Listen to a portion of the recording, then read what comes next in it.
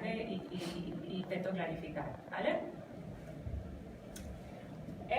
Bueno, pues estos son los objetivos que me he planteado para este taller. Como os decía, mi objetivo principal es proporcionaros herramientas que os permitan analizar redes y entender cómo ese análisis nos ayuda a explicar fenómenos sociales. Y hay muchos tipos de aplicaciones, os voy a dar varios ejemplos hoy.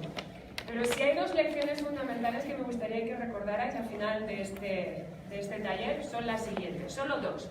Luego hay más cosas que podéis recordar, ¿vale? Pero lo mínimo que tendréis que recordar es esto.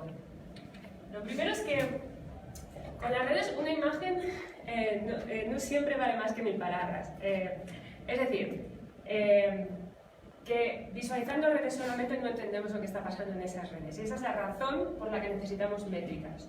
Necesitamos estadísticas que resuman esas estructuras que llamamos redes.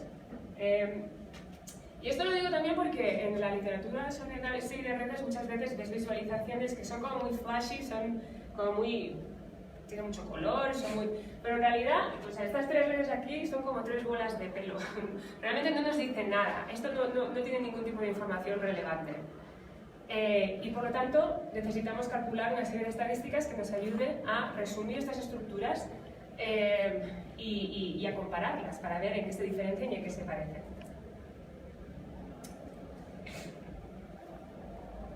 La segunda lección es que a pesar de que todas las redes están formadas por los mismos elementos fundamentales, y estos elementos son nodos y enlaces, las redes pueden mapear cosas muy distintas. Todas las redes tienen nodos y enlaces, pero las redes pueden mapear cosas muy diferentes. Y aquí tenemos 3 ejemplos. Desde este ejemplo, esta es una red que nos ofrece un mapa es una red de email universitario. O sea, básicamente esto nos está ofreciendo un mapa de la comunicación en una universidad aleatoria entre personas que tienen emails de esa universidad. Esto es una red que mapea las citas bibliográficas que se hacen en artículos científicos publicados en revistas de ciencia social. Y esto es la web. Esto es un mapa de la web. Cuando vais a la web, ¿no? Bueno, esto es un mapa de la web. Vale. Pues ahora voy a necesitar que me ayudéis. Como os he dicho antes, los dos bloques fundamentales, los dos elementos fundamentales de una red son nodos y enlaces. En este caso, ¿qué son los nodos y qué son los enlaces? ¿Sí? ¿Cuál es tu nombre? Víctor. Víctor. Listo. Un nodo como tal es el correo. Ajá. Y un enlace es un mensaje que se envía entre un correo a otro. Ok, vale. Bueno, el correo, ¿qué tiene detrás? Bueno, es un espacio dentro de un servidor que se le asigna a determinado usuario. Vale, la palabra clave es usuario, ¿no? Pero sí, es un correo que tiene el dominio de una universidad, detrás de ese correo hay una persona, ¿no? ¿Por qué nos puede interesar analizar una red en la que mapeamos los correos que esas personas se mandan? Porque si lo llevamos al extremo, o bueno, lo miramos atrás de tiempo, podríamos encontrar diferentes tipos de relaciones o descubrir relaciones que no son del todo claras. Doy un ejemplo, una relación clara sería como que se esperaría que personas de ingeniería se manden correos entre sí, pero que es posible que de pronto personas de ingeniería se comuniquen también con personas de psicología, que no es algo tan claro y tan obvio. ¿Y por qué es interesante que podamos determinar eso? Nos pueden aparecer comportamientos emergentes, pensaría yo, en la ingeniería. La segunda, que otra vez refleja la complejidad de que hay muchas variables que entran a jugar en conexión entre diferentes individuos. O sea, como que uno pensaría que una sola persona, porque pertenezca a mi ejemplo, tras la ingeniería, no tendría por qué conectarse necesariamente con demás instituciones. Pero vemos que incluso en una pequeña medida, todo está conectado con todo. Porque seguramente en esa red va al menos una persona de una facultad lejana que le mandó otro programa a una facultad lejana, y en la teoría no debería existir, pero en la práctica aparece. Ajá, muy bien. Venga, vamos por buen camino. ¿Quién me da otra idea de por qué es importante determinar quién está conectado con quién? Y, por ejemplo, si estudiantes de ingeniería están conectados con estudiantes de psicología. ¿Por qué es interesante o importante eso? ¿Sí? En un caso particular podría ser pues, identificar quién es la persona que está más conectada para hacer distribuir más fácil una información. Ajá. ¿Sí? Que de manera rápida se distribuya la información. Muy bien. Ese sería un ejemplo. Estupendo. Por ejemplo, el anuncio sobre esta conferencia, sobre este encuentro, se difundió a través de redes similares. Y el alcance que el anuncio tuvo en áreas de no ingeniería depende de esa red, ¿no? Depende de quién está conectado con quién. Vale, pues tenemos varias ideas fundamentales ya, ¿no? En este caso esta red importa porque es fundamentalmente un canal de transmisión de información. También podríamos argumentar que esto es un proxy, una aproximación a contacto personal. Es decir, esto es una red digital de intercambio de email, pero podríamos hacer la hipótesis de que las personas que están conectadas en esta red tienen más probabilidad de verse cara a cara, ¿no? Y si nos interesaran procesos de epidemiología, no sé, por poner un ejemplo, pues podríamos usar esta red como aproximación a redes de contacto físico que nos permitiría entender pues, con qué facilidad se puede difundir el virus de la gripe en esta comunidad, por ejemplo, ¿no? Vale, pasamos a la siguiente. Os recuerdo, esta es una red que la construimos usando las citas al final de los artículos que se publican en revistas de ciencias sociales. ¿Qué son los nodos y qué son los enlaces? ¿Sí? Los nodos de pronto son las referencias como tal, pues los enlaces implican que son citados por diferentes papers. Ok. Vamos a intentar, sí, correcto, vamos a intentar afinar un poco más. Los nodos son los papers como tal. ¿Quién en concreto? Los autores, ¿no?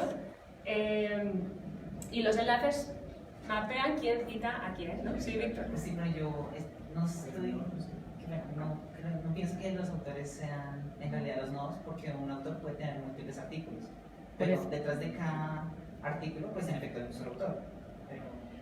Ok, ya estamos entrando aquí, esto es interesante porque estamos entrando en diferentes estrategias para usar los mismos datos, pero para operacionalizar esos datos de forma diferente. En este caso, los nodos son autores. Y es solamente un ejemplo, no os estoy dando mucho detalle, con lo cual esto es como una discusión muy ambigua. Pero es verdad que también podríamos decir que los nodos son los artículos, pero tiene más relevancia que los nodos sean los autores, entre otras cosas porque así se calculan los índices de impacto. Cuando decimos que un autor tiene un H-index, te vas a Google Scholar y buscas a un autor, a un científico, tienes un numerito que es un resumen del impacto que su trabajo ha tenido en una disciplina determinada, ¿no? Y esos índices de impacto se calculan en parte analizando redes como esta. Bueno, entonces, en este caso, ¿por qué puede ser interesante? Ya os he dado un ejemplo. ¿Por qué puede ser interesante mapear esta red? Con lo que dice el compañero, pues podríamos tener ahí paper y los autores tener una red heterogénea, ¿cierto? Una red bimodal sería, ¿no? Tenemos dos tipos de nodos. Dos tipos de nodos y pues una sola conexión, ¿no? Ajá. Esa sería una. Pues con respecto a lo que decía el compañero, la pregunta, ¿cuál era? Sí, ¿por qué es importante medir esta red? Pues la relevancia que tiene el artículo, ¿no? O sea, sería eso, medir la relevancia o el impacto que concibe esa persona. Y determinar también que pues así una persona haga pues un artículo muy bueno, si no está bien conectada, pues nadie como que lo va a referenciar. O sea, es como la estrategia de aliarse realmente con un nombre que aparezca en ese artículo, que lo pueda conectar y haga que ese artículo pues se difunda. Bueno, si los nodos son autores, la centralidad de un nodo en esta red, y por centralidad, o sea, centralidad en este caso significa cuántas conexiones tienes con otros autores, que significa que te han citado, ¿no? Es una medida de impacto en general del autor, no de un artículo en concreto, ¿no? Si los nodos fueran artículos, entonces sí que podríamos hacer esa interpretación, pero o sea, la intuición es correcta. Y esto estaría relacionado con lo del índice de impacto, ¿no? Podemos usar estas redes para determinar qué científicos tienen más impacto desde el punto de vista de los otros científicos que citan su trabajo a él y por lo tanto su trabajo, o a ella y por lo tanto su trabajo. Podemos inferir que, o sea, ¿qué canalizan los enlaces aquí? O sea, en este caso decíamos que los enlaces canalizaban información, ¿no? En este caso, ¿qué canalizan? Influencia. ¿Influencia? Influencia. Sí. ¿Qué más? Importancia o algo así, para autores más importantes. Bueno, esto es una pregunta pregunta con trampa, porque en realidad no canalizan nada, ¿no? O sea, esos enlaces realmente no están canalizando nada, aunque metafóricamente es verdad que sí es una aproximación a la influencia, en el sentido de que si los artículos se publican, hay una dimensión temporal, ¿no? Los artículos se publican en un determinado momento, luego hay otros artículos que citan a artículos previos. No puedes citar artículos que no se han publicado todavía, ¿no? Solo puedes citar artículos que se han publicado ya en el pasado. Entonces, en este caso, se ha agregado información, digamos, no sé, durante los últimos 10 años quién ha citado a quién, ¿no? Pero es una manera, si utilizamos esta dimensión temporal, también es una manera de ver cómo se difunden las ideas en una comunidad científica, ¿no? Metafóricamente, en el sentido de que una cita no es un canal por el que se transmite información en el mismo sentido en que enviar un email es un canal por el que se transmite información, pero si un científico cita a otro científico, podemos asumir que ha leído el trabajo y que por lo tanto hay parte de la idea de ese trabajo original que se transmite en el siguiente artículo, que por eso lo cita, ¿no? Entonces también podemos interpretar los enlaces en esta red como un canal por el que se transmiten ciertas ideas, ¿no? Pero desde luego tenemos que recordar que lo estamos interpretando en ese sentido, pero no es lo mismo que cuando estamos analizando una red de emails. Bueno, y en este caso, ¿qué son los nodos y qué son las conexiones? A ver si hay alguien más. A ver, los que estáis al fondo, ¿qué son los nodos y qué son las conexiones?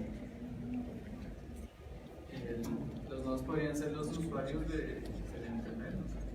Ajá. De nuevo, es una red que mapea la web. ¿Qué hay en la web?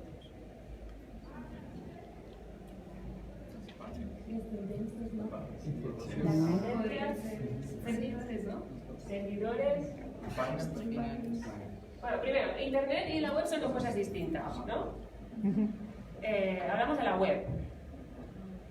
Sí, servidores, pero ¿qué vamos a, cuando vamos a la web, ¿para qué vamos a la web? Para acceder a... ¿A qué? Serían las páginas. Muy bien, las páginas, ¿no? O sea, podríamos, y desde luego se puede definir, podríamos hablar de páginas o de dominios. No sabemos exactamente qué mapearon aquí, pero digamos, quedémonos en páginas web, ¿no? ¿Qué son los enlaces? La visita del usuario también, el acceder a cada página. Vínculos internos. Sí. De una página a otra. Muy bien, hipervínculos, que es una condición necesaria, pero no suficiente para que alguien vaya de un sitio a otro, ¿no? Porque también puedes preguntarle a Google. En este caso, los enlaces son los hyperlinks, los vínculos en los que haces clic, ¿no? ¿Podemos interpretar estos enlaces de la misma manera en la que los hemos interpretado aquí o aquí? No, ¿por qué no, Víctor? Porque, bueno, de la forma que yo lo veo, hay una direccionalidad. Por ejemplo, en la parte de los papers, uno puede fácilmente decir que este artículo cita a los demás, pero yo no puedo decir del otro cuántas veces ha sido citado. No. Bueno, yo sé que hay una direccionalidad, no está en verdad, al menos en la parte de los autores. Con respecto a la web, es fácil decir, o sea, navegar, ir de la página A a la página B y la página B a la página A. Es una red direccional, tienes toda la razón. Todas son redes direccionales, en realidad. Y todavía no he explicado lo que es eso, pero en fin, son como caminos de doble sentido. Puedes tener una vía de acceso de la página A a la página B, pero quizá no hay una vía de acceso de la página B a la página A. Entonces son canales por el que las personas, los usuarios, pueden navegar, ¿no? Pueden fluir, pueden ir de un sitio a otro a través de esos links. ¿De qué otra forma podemos interpretar esos enlaces? Son como de diferente naturaleza. Ajá. Unos implican como una transmisión de un algo, creo que ya se llaman bits. En cambio los otros simbolizan representación simultánea en diferentes, por ejemplo en la citación de los autores. Sí. Entonces como que hablan de diferentes tipos de interacciones, realmente. Sí, a ver, los hiperlinks son una convención tecnológica que se creó para poder citar una página desde otra. O sea, que en cierto sentido es como una red de citas, de citaciones, por los que además pueden fluir las personas. O sea, fluye algo y ese algo es un usuario que va de un sitio a otro, ¿no? metafóricamente. Pero al mismo tiempo también podemos interpretarlo como una aproximación a la visibilidad de las páginas que hay en la web, ¿no? ¿Cuál es el periódico más importante en Colombia? Tiempo. El Tiempo. Bueno, El Tiempo seguramente tiene un montón de otras páginas web que mandan links a lo que publican. Muchas más de las que el correo va a enviar a otras páginas web, ¿no? Y de hecho, no sé si conocéis el PageRank. ¿Os suena algo cuando digo PageRank? Google, ¿cómo funciona Google para hacer el ranking de sus resultados? De cuando tú haces una búsqueda, hoy en día es demasiado complicado, pero cuando Google empezó, lo que le convirtió en la mejor search engine, el mejor buscador. Motor de búsqueda, sí. Sí, lo que les convirtió en el mejor motor de búsqueda es que usaron la idea que se usa en ciencia para determinar el impacto de un paper o de un científico y la aplicaron a la web. Y la idea era la siguiente: una página web o un dominio en la red que tenga muchos vínculos direccionados a esa página es más importante que una página que apenas recibe vínculos de otros recursos en la red, ¿no? Entonces, tu centralidad en la web es una aproximación a tu relevancia. Es como un sistema de votación descentralizado. Cuantos más enlaces recibes de otras páginas web, más importante eres, ¿no? Y usaron esta información para hacer el ranking de resultados de relevancia. Es decir, cuando tú buscabas algo, entonces te dan, igual que ahora. Lo que pasa es que ahora hay muchos otros parámetros que forman parte del ranking, ¿no? Pero si leéis el artículo original que Sergey Brin y ¿cómo se llama? ¿Cómo se llama? ¿Cómo se llaman los Google? ¿Ah? No me acuerdo, es igual. Y esto es terrible porque además estoy saliendo aquí. Bueno, los que se inventaron Google, digamos que si leéis el paper original, explica que la idea se les ocurrió adaptando esta noción de importancia de centralidad en redes de citación científica.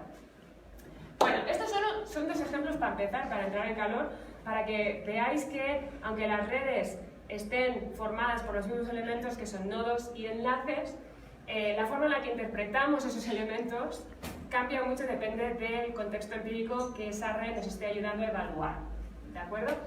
Y que solamente con visualizar estas redes no tenemos información suficiente. Por ejemplo, no sabemos quién es la persona más central en esta red de emails, o quién actúa de puente entre facultades, por ejemplo, o departamentos. Y aquí tampoco tenemos muy claro quién es el científico más citado, ¿no? Entonces, para tener toda esta información necesitamos calcular métricas de centralidad o otro tipo de estadísticas que nos ayuda a identificar cuáles son los nodos más importantes.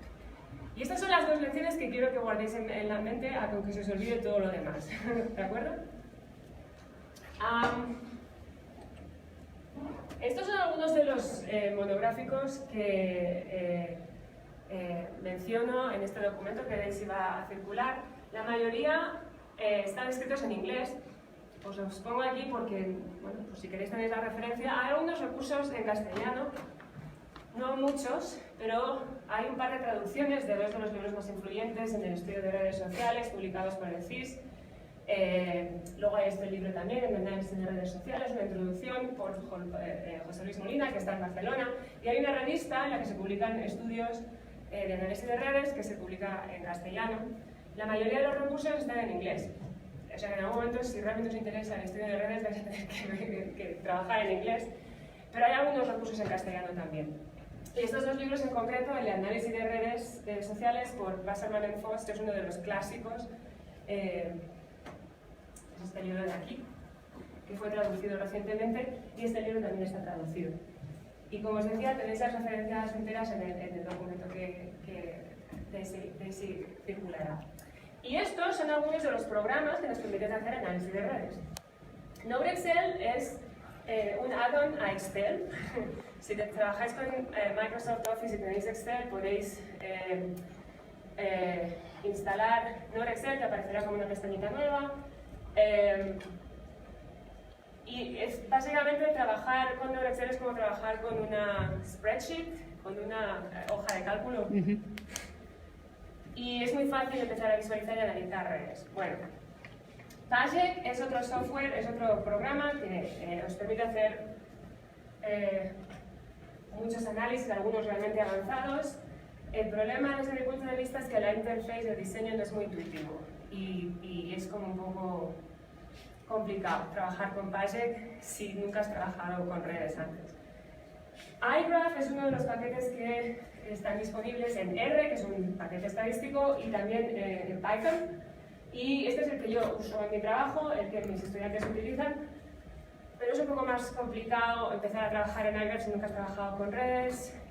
Requiere de la habilidad de codificar y de escribir tu propio código. Entonces, decidí que para este workshop íbamos a utilizar Gephi, que como os decía al principio, es lo suficientemente sofisticado como para que podamos hacer un montón de cosas y visualizar redes de forma muy informativa, pero al mismo tiempo es muy intuitivo, muy fácil de usar. Y como os decía antes de empezar el workshop, algunos de vosotros es como el SPSS del análisis de redes. Entonces, mañana tendríais que venir todos con Gephi instalado. De nuevo, en el documento hay instrucciones, tenéis el link donde tenéis que ir para descargaros Gephi. ¿Hay alguna pregunta hasta ahora? ¿Alguien ha usado alguno de estos programas con anterioridad? No. Bueno, ¿sí? Es que he notado que todas usan, digamos, que un modelo muy parecido a lo que uno hace con una base de datos basada en grafos. ¿Funciona igual? Ayúdame a entender qué estructura de datos tienes en medio. Como por ejemplo Neo4j, ¿funciona más o menos así? A ver, la forma que tenemos de guardar datos de red, puedes guardarlos como una matriz, pero no es recomendable porque si la red es grande tienes un montón de ceros en esa matriz que no te sirven de nada, o como una lista de enlaces en la que básicamente tienes dos columnas. En la primera columna tienes el ID del nodo que manda una conexión, en la segunda columna tienes el ID, el identificador único, en la segunda columna tienes el identificador único del nodo que recibe esa conexión, y luego puedes tener una tercera columna en la que codificas el peso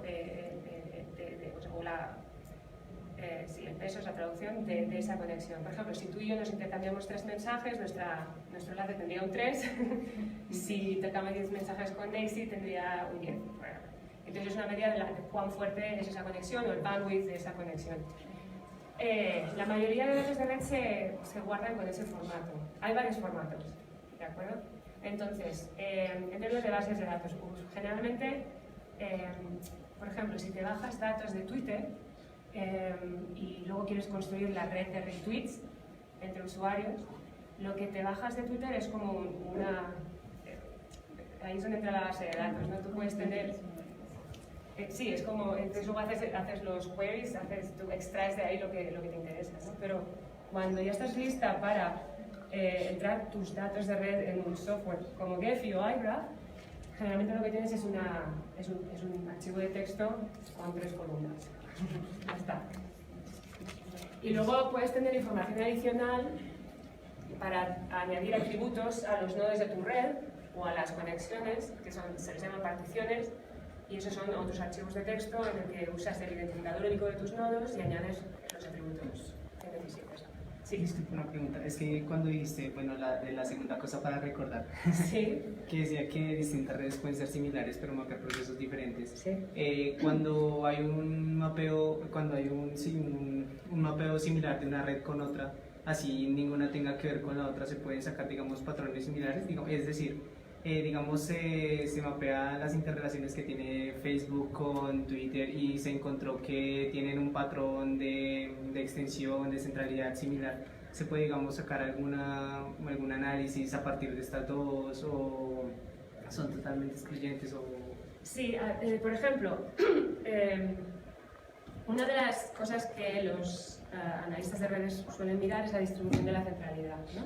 Centralidad medida como el número de conexiones que un nodo tiene con otros nodos, o el tamaño de tu vecindario. El vecindario en la red es el número de nodos adyacentes a ti, con los que estás directamente conectado, ¿vale? Ese es tu vecindario, y el número de nodos con los que estás directamente conectado es tu centralidad de grado. Entonces, si tú tienes eso para cada nodo, luego puedes hacer una distribución, ¿no? Que es una distribución en una red.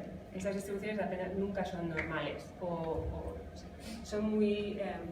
aquí no voy a skewed, tienen una cola muy larga. ¿Cómo se dice skewed en castellano? Sesgadas. Muy sesgadas. Y algunas son tan sesgadas que se habla de power laws, de distribuciones sin escala y demás. Entonces, eso es un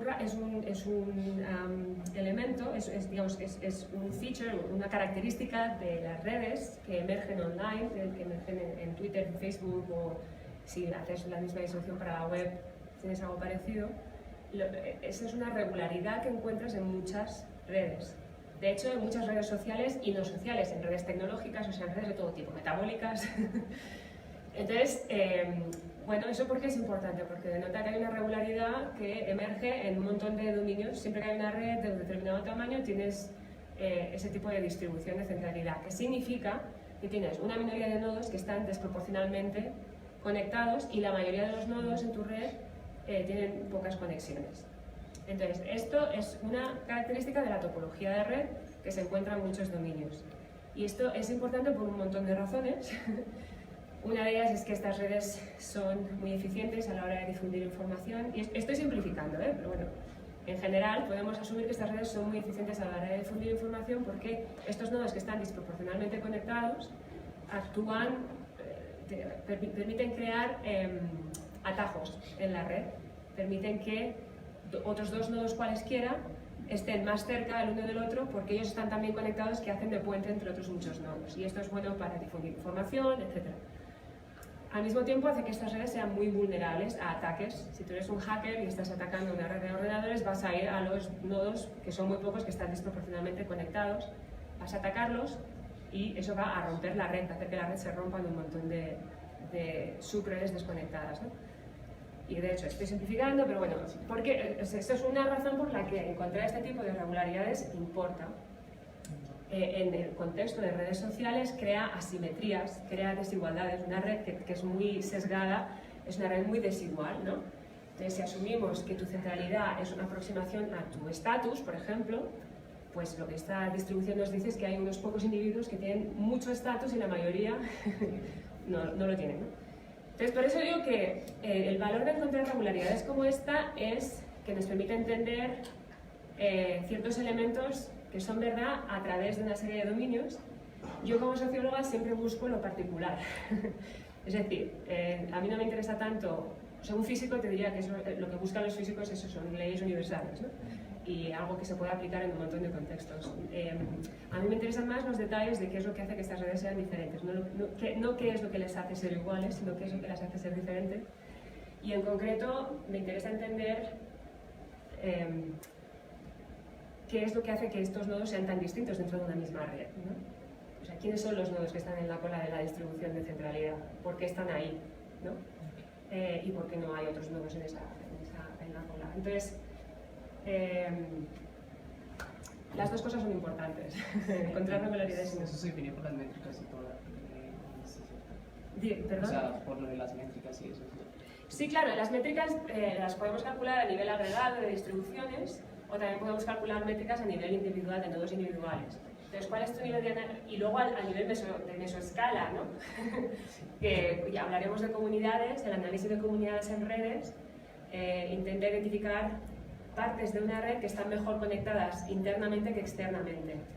Y eso sería el nivel de la mesoescala, está entre el nivel de distribuciones de población, ¿no? y el nivel de nodos individuales. Entonces, evidentemente, la ciencia de redes te da un montón de métricas y de estadísticas para resumir la estructura de una red a estos tres niveles. ¿Cuál de los tres niveles es más importante para ti? Depende de tu pregunta y depende de tu proyecto. Y es algo que tienes que decidir en función de lo que quieres resolver. ¿Alguna otra pregunta? Ok. Bueno, pues voy a intentar resumir los 4 principios que definen el pensamiento estructural. Y esto resuena particularmente entre estudiantes de sociología, porque en sociología se asume que las unidades de análisis, muchas veces cuando aplicas modelos estadísticos a datos de encuestas y demás, asumes que tus unidades de análisis, los individuos son independientes los unos de otros, que es la asunción que se rompe completamente cuando analizamos redes. En redes todo depende de todo, ¿no? Entonces, el primero de estos principios es que, como os decía, los actores sociales no están aislados, sino que las relaciones importan.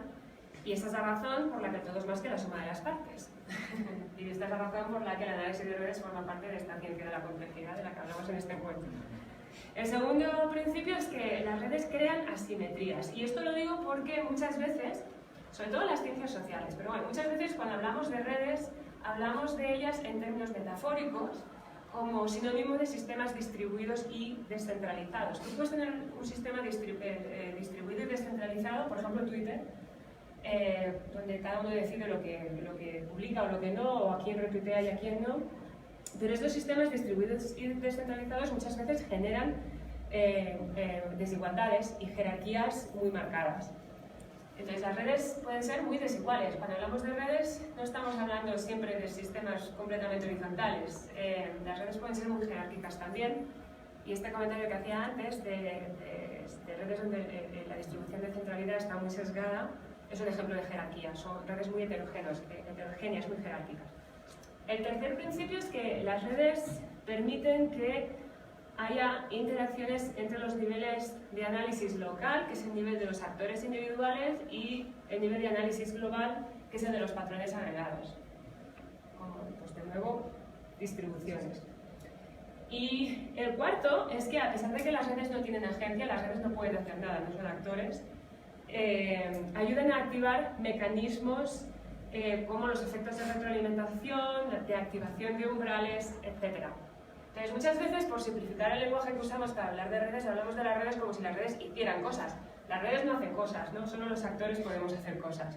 Pero las redes canalizan esas acciones individuales y desencadenan mecanismos de retroalimentación que no se podrían entender si solamente analizáramos individuos aislados. Ok, bueno, pues un ejemplo muy claro de cómo las redes crean este puente entre acciones individuales y comportamiento colectivo lo dio Thomas Schelling, que era un economista pero con ideas muy sociológicas y que ganó el premio Nobel de Economía. Este libro, Micromotivos y Macrocomportamiento, creo que ha sido traducido al castellano, no lo tengo muy claro, pero creo que sí, y os recomiendo altamente que lo leáis. Es un libro fascinante con muchos ejemplos de por qué los sistemas complejos importan en las ciencias sociales. La premisa fundamental de este libro es que las acciones individuales nunca son independientes. Siempre prestamos atención a lo que otras personas están haciendo, eso nos influye y todo esto es lo que genera estos mecanismos de retroalimentación y de complejidad. El libro está lleno de ejemplos y además los explica muy bien. Uno de los ejemplos, uno de los modelos que Schelling construyó para explicar patrones de segregación, patrones de emergencia, lo usó para explicar patrones de segregación en ciudades. Es decir, Schelling construyó un modelo de simulación multiagente súper sencillo con la idea de ilustrar por qué muchas veces vemos patrones de segregación en cómo la gente vive en ciudades, ¿no? Hay barrios donde solo vive gente de una particular raza, barrios donde solo vive gente de otra raza. Bueno, entonces lo que él quería demostrar es que muchas veces esos patrones agregados de segregación no implican que los individuos busquen segregarse. Incluso cuando tenemos individuos que no buscan segregarse, esos patrones pueden emerger. Y esos patrones pueden emerger precisamente por estas interacciones y por los mecanismos de influencia que se generan a nivel local. Entonces, en su modelo súper simple de simulación, ubica a unos agentes en un espacio que podríamos representar como una red en forma de parrilla. Este sería un ejemplo, ¿no? Un lattice space. Y esto lo podéis hacer en el logo, por cierto. En el logo, de hecho, creo que tiene este modelo. Tiene el ejemplo, sí. ¿Cuántos de vosotros habéis sido expuestos a este modelo antes? Vale, ¿lo quieres explicar tú mejor? Bueno, muestra en las ocasiones como dependiendo de la raza, por ejemplo, se van formando grupos de personas que pues terminan conviviendo entre esa misma raza o tal vez entre como el estatus social, económico, se podría decir. Entonces se van creando estas agrupaciones. Muchas veces hay unas zonas que aparecen como desérticas. Entonces se hace como una brecha, además, entre las diferentes agrupaciones de estas sociedades. Más conocidas como esta. Eso, Sí. lo que le acabo de explicar me llamó mucho la atención porque podemos pensar con poblaciones. Si nosotros nos imaginamos, aplicamos el mismo ejemplo, pero con hormigas. ¿Sí? Ujú. Entonces podríamos poner un poco de comida y las hormigas comenzarían a consumir la comida de cierta parte, ¿no? Y cuando esa parte se quede vacía, se van a ir hacia una parte donde haya harta comida. ¿Sí? Y entonces comenzaremos a ver agrupaciones. Eso pasándolo en el contexto de la red, podemos pensarlo como por ejemplo, es el inicio de la red. Empezó la red y todo, no había nada de información. Pero entonces unos grupos de autores comenzaron a publicar información en X sitio, que podemos pensar que esa información es la comida. Entonces nosotros, que somos las hormigas, nos comenzamos a agrupar alrededor de esas zonas donde está la comida y la consumimos, que son por ejemplo IEEE, AC, más elementos, mientras que en los otros lugares no aparece. Pero digamos que eso que decía Víctor es más que todo por tendencia, ¿no? Porque también depende de la cultura, digamos, si hay un tipo de cultura que consume bastante YouTube, pero hay otro que, digamos, no va tanto a YouTube, sino a otro, digamos, distribución de web, de video, por así decirlo. Entonces ahí es donde se empieza a segregar esa parte, digamos que, o sea, depende de las variantes de lo que se tenga. Los individuos de esa red van a comenzar a buscar un objetivo y van a tratar de encontrar un óptimo dentro de esa red y van a tratar de consumir, o bueno, de obtener la mayor ganancia de ahí.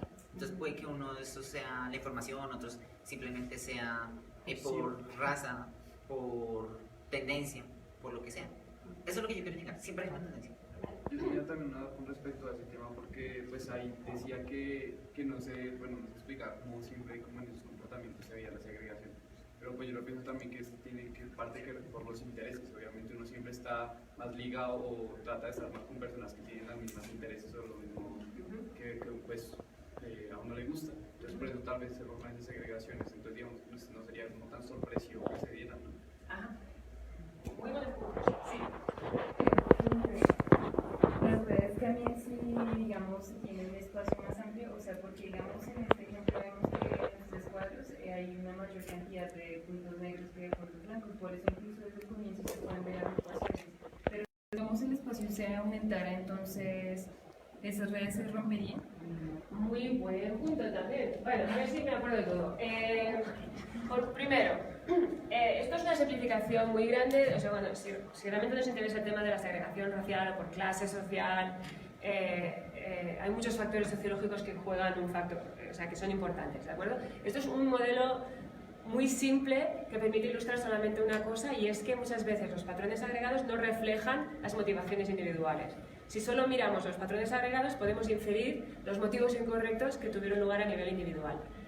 El ejemplo de las hormigas es pertinente porque las hormigas son tontas, las colonias no tanto. Eso es lo que todo el mundo que estudia hormigas te cuenta, ¿no? Las hormigas son tontas en el sentido que son organismos muy simples que simplemente ejecutan reglas muy sencillas. Si no, feromonas sigo, si no...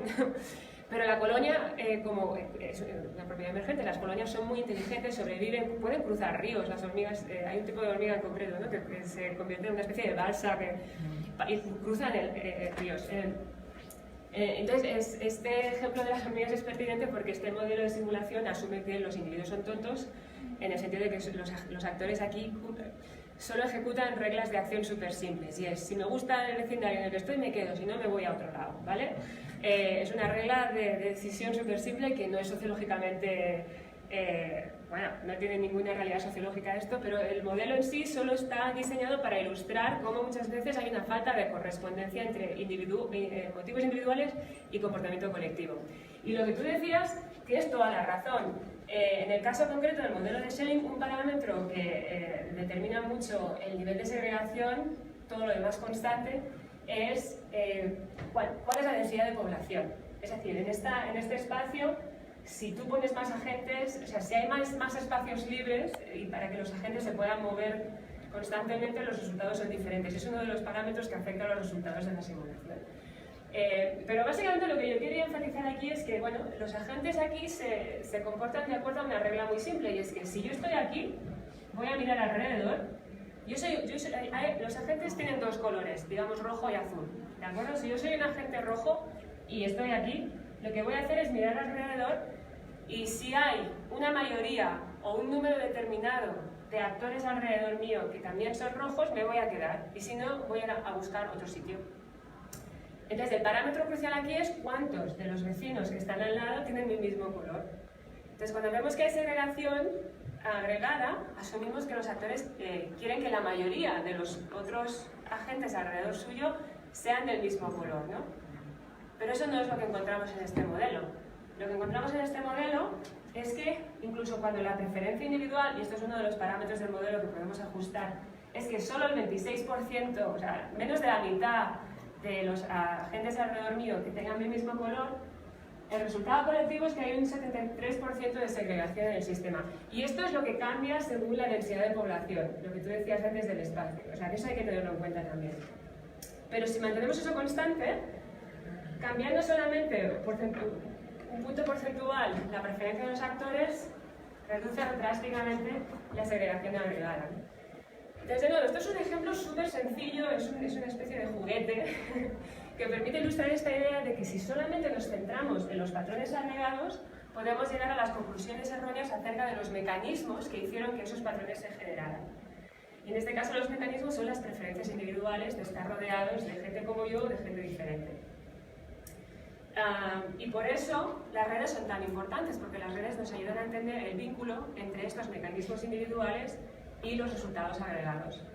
Entonces hay muchas cosas que son irrealistas en este modelo, porque es un modelo juguete. Una de las cosas que no son muy realistas es cómo se modela la red, por ejemplo, ¿no? Esta red no es una red. Cuando uno analiza redes sociales, nunca encontramos este tipo de red, ¿no? Las redes sociales no tienen esta pinta. Pero es una forma de modelizar espacio urbano.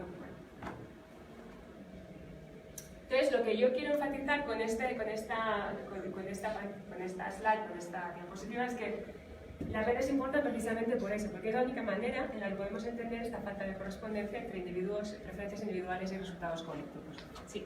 Es que me acuerdo algo del libro que no tiene nada de redes, sino de biología, pero tiene que ver mucho con lo, o sea, comentando el ejemplo es muy parecido, pero tiene que ver con sustancias químicas, ¿no? Entonces, por ejemplo, cuando nosotros queremos entender un organismo tan complejo como un ser vivo, hoy día se habla de una explicación muy reduccionista que es, todo está en los genes, ¿no? Es una programación muy sofisticada y de ahí se derivan unas reglas que explican el comportamiento a la larga de colectivos de moléculas muy grandes. Entonces, en este ejemplo, básicamente hablaban de unas moléculas que están como una sopa disueltas y que algunas tienen unas afinidades tontas, ¿sí? Y que mediante movimientos aleatorios van formando agregados y a su vez compartimentos. Entonces es muy parecido el caso es totalmente diferente, pero es muy, digamos, importante la conclusión, porque en términos de lo que explica ese tipo de agregación y de estructura emergente, ya no era el programa genético, sino una serie de interacciones tontas, ¿sí? Que generan agregados que generan una estructura más compleja. Exactamente, es el mismo principio. Es exactamente el mismo principio. La diferencia, yo diría, es que en sistemas sociales podemos, bueno, quizá también en sistemas biológicos, no sé, ya me dirás, pero en sistemas sociales las redes se pueden modificar intencionalmente, ¿no? O sea, si una red no conduce a los resultados idóneos no sé, imagínate que estamos en una empresa y queremos que haya más innovación. Entonces podemos diseñar una red para hacer que los trabajadores del departamento de marketing empiecen a colaborar más con los que están en el departamento de diseño, con los que están en el departamento de ciencia fundamental o lo que sea, ¿no? Podemos intentar diseñar esas redes para que surja de forma emergente, en el sentido de que surjan nuevas ideas que no surgirían si esos individuos trabajaran aislados unos de otros, ¿no? O sea, en el campo de las ciencias sociales, este descubrimiento que es tan importante de que las interacciones importan, tiene la importante implicación de que puede informar el diseño de formas de trabajar o de organizaciones o diseño, ¿no? De colectivos para reforzar ese tipo de dinámicas emergentes que son positivas. En el ejemplo que tú mencionabas, ¿qué es lo que determina ese tipo de interacciones? ¿Se puede controlar eso? No es muy complicado, son las afinidades como moleculares, un reguero de moléculas en una sopa. Bueno, es más complicado. Claro, digamos que el principio de emergencia de complejidad es el mismo. En el campo de las ciencias sociales siempre está la cuestión de que somos agentes, que somos conscientes de estos cambios que estamos... O sea, podemos modificar estas redes voluntariamente o intencionalmente, podemos intentar intervenir en estas redes Y una de las aplicaciones de la ciencia de redes cuando se desarrolla en las ciencias sociales es el de diseñar redes para que conduzcan a mejores resultados, por ejemplo, ¿no? Que según yo entiendo, en otros ámbitos no es tan claro porque uno no puede cambiar las reglas del juego del mundo natural, pero sí podemos cambiar las reglas del juego del mundo social. Básicamente es Ya no tanto, están otro tipo de redes biológicas, las redes genéticas. Y es así, pues la ingeniería genética es un intento. Bueno, sí, es un intento de hacer ingeniería de hacer eso. Sí, pero es súper interesante cuando uno descubre que hay estos principios fundamentales que aparecen en campos que son tan diversos en cualquier otro sentido, ¿no? Es lo que hace, volvemos a lo que decían ayer Daisy y Jorge, lo que hace que las ciencias de la complejidad sean tan importantes. Bueno, volviendo a la tradición sociológica, esto es un resumen de la evolución de ideas en el estudio de redes en el campo de las ciencias sociales. Tiene una historia muy larga en las ciencias sociales. Se remonta a los años 30 como mínimo, que es cuando Jacob Moreno, que era un psicólogo social, fundó lo que se conoce como sociometría. Y sé que hay una persona en la sala que sabe de sociometría porque hablamos ayer durante la comida de ello. ¿Nos puedes dar un resumen de lo que es la sociometría? No sé cómo se quedó bien, es como ver las relaciones de una persona como frente a otras, como la relación que puede tener con varias personas y como el liderazgo que tiene una persona y no sé, como las relaciones que se pueden generar. Bueno, Moreno era un psicólogo social, entre otras cosas, que estaba interesado en el análisis de interacciones en grupos pequeños y el impacto que esas interacciones tenían en la psicología individual.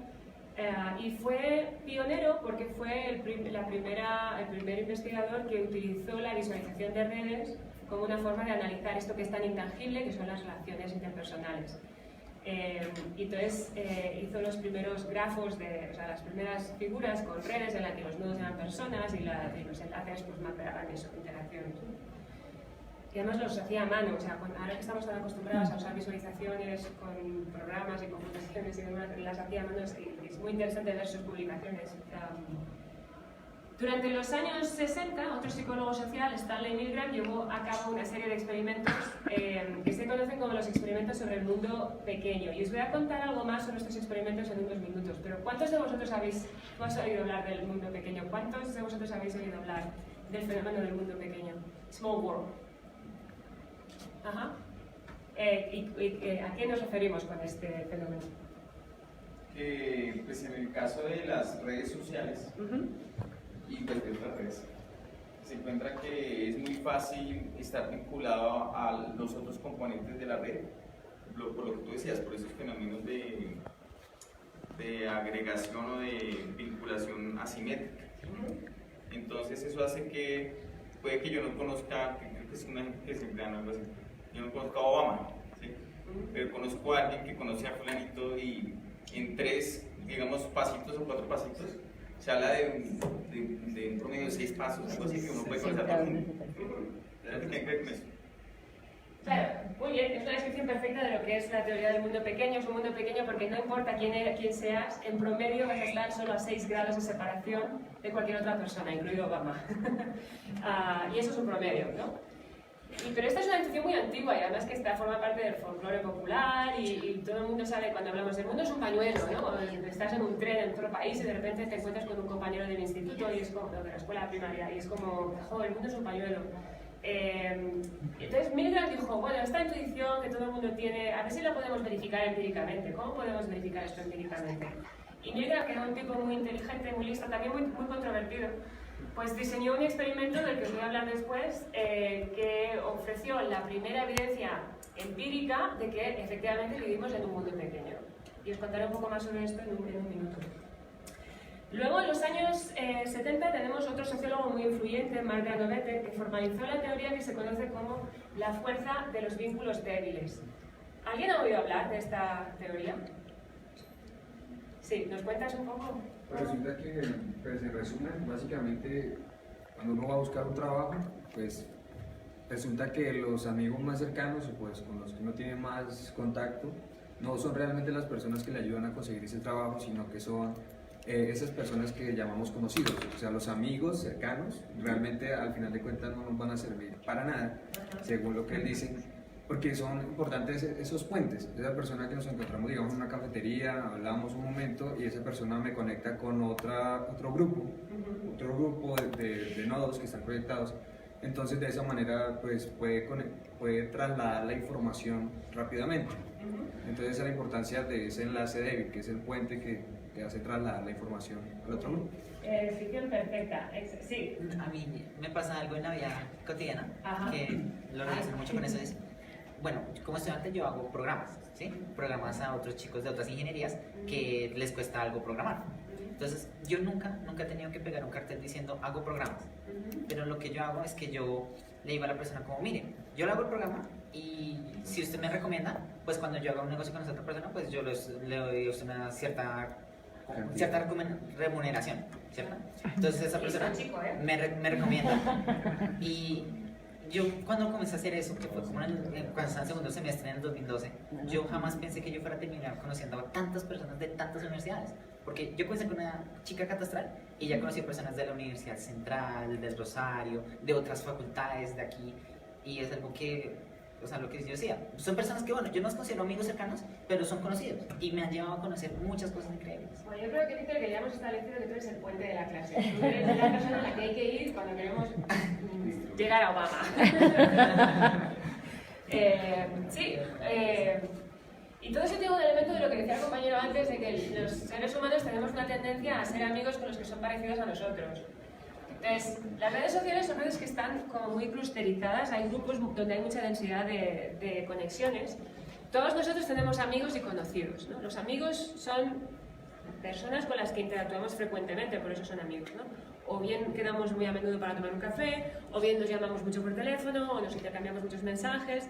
Son personas con las que tenemos un trato muy frecuente, y esa frecuencia es lo que Granovetter llamó la fortaleza o la fuerza de las conexiones, que básicamente podríamos medir como el número de veces que quedamos en una semana, ¿no? Si somos súper amigos vamos a quedar cada día. Los conocidos son personas con las que tenemos trato de vez en cuando, y son enlaces débiles porque a lo mejor solamente nos vemos una vez al mes o una vez cada 3 meses, y por lo tanto hay menos frecuencia de intercambio. Entonces, si las redes canalizan la transmisión de información, las personas con las que interactuamos muy frecuentemente serán personas que tendrán más o menos la misma información que tenemos nosotros. Hay redundancia de información porque nos vemos tan a menudo que hablamos de las mismas cosas, somos del mismo círculo social, en fin, somos muy parecidos y por lo tanto hablaremos de muchas cosas que son redundantes. En cambio, los conocidos, a los que solamente vemos de vez en cuando, están en otro entorno social, de vez en cuando nos vemos, y ese vínculo, que es débil en el sentido de que no hay mucha frecuencia de interacción, será fuerte en el sentido de que va a canalizar información novedosa. Entonces, en el contexto de la búsqueda de trabajo, que es el contexto empírico en el que Granovetter formalizó esta teoría, tiene todo el sentido del mundo, ¿no? O sea, nuestros amigos van a estar expuestos a la misma información a la que nosotros estamos expuestos, y por lo tanto van a saber de las mismas oportunidades laborales de las que ya sabemos nosotros. En cambio, el conocido al que vemos solamente de vez en cuando nos va a contar de una oportunidad que nadie más sabe, ¿no? Entonces, esta es la teoría que él tenía, es una teoría que verificó con datos empíricos, pero es una teoría que está venido, este artículo original de Granovetter es el artículo más citado en la historia de la sociología, y los físicos adoran este artículo, lo usan todo el tiempo. Hay un artículo reciente en el que unos físicos usan una red de comunicación por teléfono móvil y definen la fortaleza de los enlaces en términos del número de minutos que las personas pasan al teléfono con otra persona. Y entonces lo que demuestra es que los enlaces débiles son fuertes en un sentido topológico. Los enlaces débiles son los que involucran menos minutos hablando, pero son topológicamente fuertes porque si empiezas a eliminar los enlaces débiles, la red se rompe en islas desconectadas, ¿no? ¿Y esto por qué importa? Pues porque esta investigación, en parte, una de las motivaciones es que la compañía telefónica que donó los datos para la investigación quería diseñar mejores estrategias para difundir campañas promocionales o lo que fuere, ¿no? Si lo que queremos es que una campaña se difunda, como Víctor quiere que sus servicios se difundan en la red, hay que ser estratégico en dónde vamos a empezar a anunciar la promoción, a quién vamos a anunciar la promoción primero. Y los nodos que tienen muchos vínculos débiles son los que crean más puentes, los víctores de la red, son los que van a poder difundir esa promoción con mayor impacto, porque están conectados con todos estos círculos sociales que no tienen nada que ver los unos con otros. Entonces, claro, lo interesante de esto es que Granovetter no usó ni ciencias computacionales, ni teoría o sea, era un sociólogo con cierta inclinación matemática, pero formuló una teoría que sigue estando vigente porque, digamos que se le ocurrió una idea que era muy poderosa y que se aplica a todo tipo de redes, no solamente sociales, de hecho, también tecnológicas, etc. Y esto pasó en los años 70. Luego en los 80 se desarrollaron algunos aspectos de la teoría de Granovetter. Por ejemplo, Ronald Burt, que fue su estudiante, desarrolló la teoría de lo que llamó agujeros estructurales. Entonces, los agujeros estructurales se refieren a partes de una red donde hay una ausencia de conexiones. Es decir, es la otra cara de la moneda de las conexiones débiles. Las conexiones débiles son débiles porque son puentes únicos, o hay muy pocas conexiones entre esas partes de la red. Eso significa que ahí hay un agujero estructural. Y lo que hizo Burt fue asociar esta idea con aplicarla en el ámbito de las organizaciones complejas y decir, bueno, si yo trabajo para una organización y soy la única persona que conecta los departamentos de marketing, de ingeniería, de diseño, de lo que sea, yo voy a tener una ventaja competitiva a la hora de promociones internas de la organización porque puedo integrar toda esta información de todos estos departamentos y puedo innovar más. Y esto es porque recibo toda esta información novedosa que si estuviera solamente en un departamento con conexiones fuertes, con compañeros con los que hablo todo el día, habría más redundancia de información y no tendría acceso a esta posibilidad de innovar. Esto es un resumen muy simplificado, pero esta es la idea la forma en la que Burt aplicó la teoría de las weak ties, de los enlaces débiles, con modificaciones al estudio de organizaciones complejas. Trabajaba en una escuela de negocios, o sea que eso explica por qué se centraba también en el estudio de cómo las organizaciones se estructuran internamente, ¿no? Y es interesante también porque si uno mira el organigrama oficial de una organización y luego mira a las redes de comunicación de esos trabajadores, muchas veces no se corresponden, ¿no? Muchas veces hay individuos que integran información de muchos departamentos a los que formalmente no están afiliados, ¿no? Y esos individuos tienen mejor performance, consiguen más promociones, etc. Bueno, en fin. Y luego todo cambió en los años 90, que fue cuando surgió realmente la ciencia de las redes, explotó en parte porque fue en este momento que empezamos a tener acceso a nuevos datos, lo cual llevó a nuevos descubrimientos.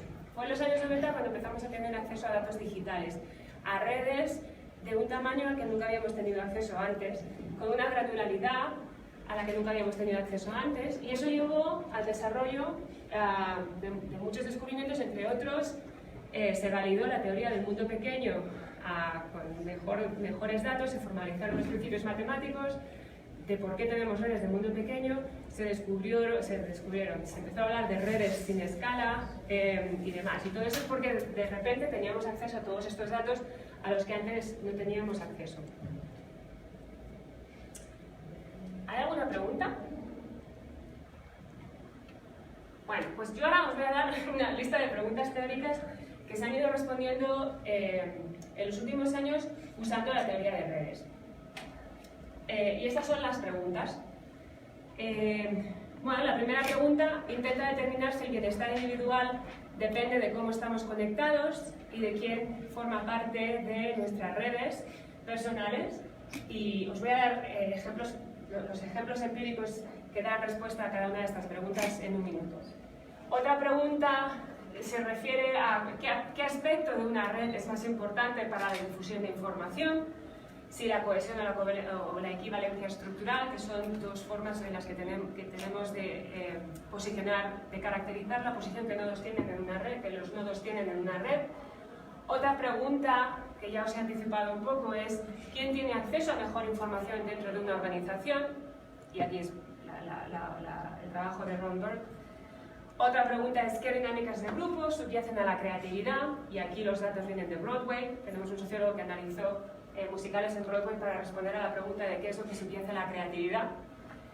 O cuál es el impacto de la influencia social en la difusión de comportamiento.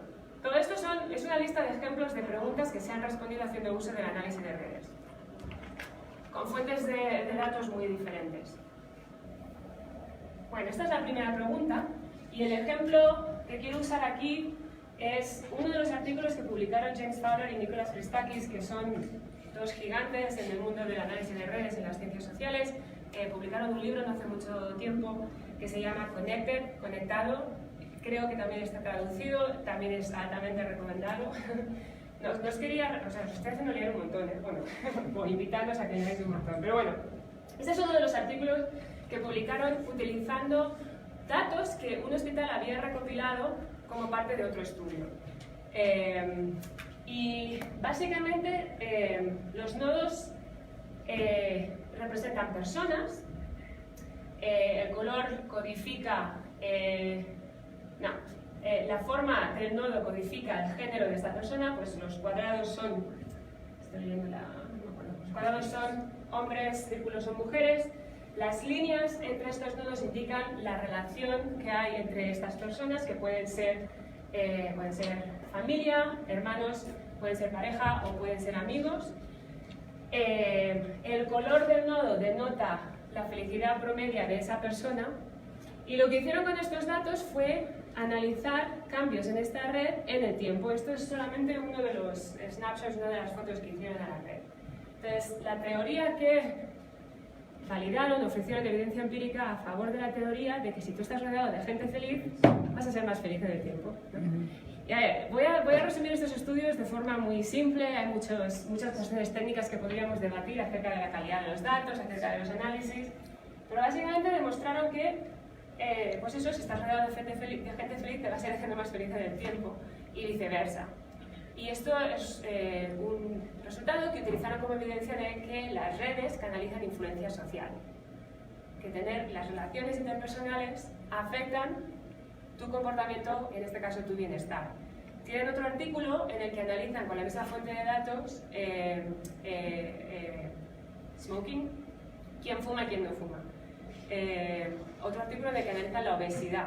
Entonces, si tú eres obeso y estás rodeado de gente que también tiene sobrepeso, vas a ir a peor.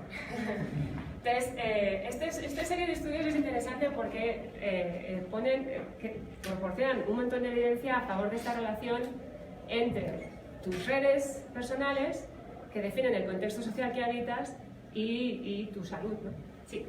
Una pregunta con respecto a eso. ¿Cómo podrían definir cuál es el concepto que dan de felicidad? Porque dicen que está rodeado de personas felices, pero pues digamos que la felicidad es algo que no se puede determinar tan fácilmente. O sea, no es simplemente decir una persona es feliz, pero es bajo ciertas circunstancias o como bajo ciertos factores. Entonces, ¿cómo lo están definiendo? ¿Cómo definen que una persona es feliz realmente? Muy buena pregunta. Es una pregunta que se refiere a la medición, y la medición es súper importante. La calidad de nuestras medidas va a afectar el resto de los análisis que podamos hacer. En este caso, si no recuerdo mal, utilizan simplemente self-disclosure, lo que tú te hacen la pregunta. En una escala de 1 a 5, ¿dónde te ubicarías? Creo que estoy segura de que era self-reported, o sea, los participantes en este estudio declaraban su nivel de felicidad, pero era de forma subjetiva. Lo que no recuerdo son los detalles de la escala o demás. Pero es lo que los sujetos declaran y por lo tanto está basado en una percepción subjetiva. Y evidentemente podríamos medir esto de tantas otras maneras, ¿no? Últimamente hay muchos estudios que utilizan Twitter que analizan la felicidad de los mensajes, usando un diccionario de palabras que tienen un numerito en función de si esa palabra se considera que es feliz o infeliz, y hacen promedios, y entonces analizan el contenido de felicidad de tus mensajes, ¿no? Pero es muy buena pregunta. Evidentemente, cómo mides las cosas tiene un impacto en las teorías que puedes, en las conclusiones teóricas que puedes derivar de esa investigación. Y esta serie de estudios que realizaron, que tienen varios, el caso de la felicidad es uno de otros tantos estudios, fueron muy controvertidos por varias razones de ese estilo, ¿no? de la calidad de los datos, de cómo se analizan esos datos. Pero así es la ciencia. Tuvieron muchísimo impacto con estos estudios, y a pesar de que los estudios empíricos nunca son perfectos y siempre se pueden mejorar, son robustos. Se pueden mejorar, pero son robustos estos estudios. Y os recomiendo que lo leáis si queréis saber los detalles. Pero lo interesante aquí es que definen contexto social en términos de redes. ¿De acuerdo? Que es la parte interesante. O sea, el entorno que habitas va a tener un impacto en tu comportamiento y en tu bienestar. Y esto es muy fácil de decir, todos tenemos la intuición de que esto es correcto, si estamos rodeados de gente que es feliz vamos a ser más felices, entonces, intuitivamente tiene sentido. Lo difícil es proporcionar evidencia empírica y ellos lo hicieron. Bueno, en este otro estudio es uno de los clásicos en el análisis de redes y básicamente en este estudio se analizan datos en el que los nodos son doctores, las conexiones entre esos nodos representan interacciones entre esos doctores. Creo que la pregunta que se usó para conseguir esta información de cómo se relacionan entre sí los doctores es cuando tienes una duda, ¿con quién hablas para resolver tu duda profesional? ¿No? Y según la respuesta que dieron a esta pregunta, crearon la red de conexión entre doctores. Y luego estudiaron cómo una nueva medicina se empezó a difundir por esta red. Y la idea es que los doctores se influyeron mutuamente a la hora de prescribir la medicina. Entonces es un estudio de influencia social, es un estudio en el que se intenta dar evidencia de que las redes canalizan influencia social, de que si yo hablo con otros colegas que van a prescribir esta medicina, la probabilidad de que yo la prescriba en el futuro es mayor, ¿no? Entonces, en realidad, en este estudio se replican los análisis de un estudio anterior en el que se afirmaba que la centralidad en la red predecía la influencia de un doctor. Y la centralidad, en este caso, es de nuevo con cuántos otros doctores converso. Entonces, este artículo un poco modificó el argumento y lo que intentaron hacer en este artículo fue discriminar qué es lo que realmente importa a nivel individual en la red para tener más influencia a la hora de prescribir esta nueva medicina. Y no voy a entrar en mucho detalle, pero básicamente Bird utilizó esta medida de equivalencia estructural, que viene a decir que dos nodos son estructuralmente equivalentes y su posición en la red es similar. Es decir, si yo estoy conectado con dos otros doctores y otra persona está conectada con esos dos mismos doctores, aunque no estemos conectados, somos muy parecidos porque nuestras conexiones son similares, son idénticas en este caso, ¿no? Entonces, el argumento que escribe en este artículo es que ser estructuralmente equivalente es una aproximación a tener un estatus similar en la red y que por lo tanto eso fue lo que hizo que algunos doctores fueran más influyentes que otros. Entonces, esto es un matiz de que la centralidad por sí sola no importa, lo que importa es la equivalencia estructural, que es la manifestación en red de estatus en esta comunidad de doctores. Bueno, este es el ejemplo de Granovetter. Esta figura sale del paper original en el que se formuló la teoría de la fuerza de los enlaces débiles. Entonces, si os fijáis en esta figura de aquí, no voy a discutir mucho más detalle esto porque ya lo hemos hablado, pero si os fijáis en esta figura, bueno, a ver, ¿dónde está el puente en esta figura? Ahí. ¿Cuál es el enlace débil en esta figura?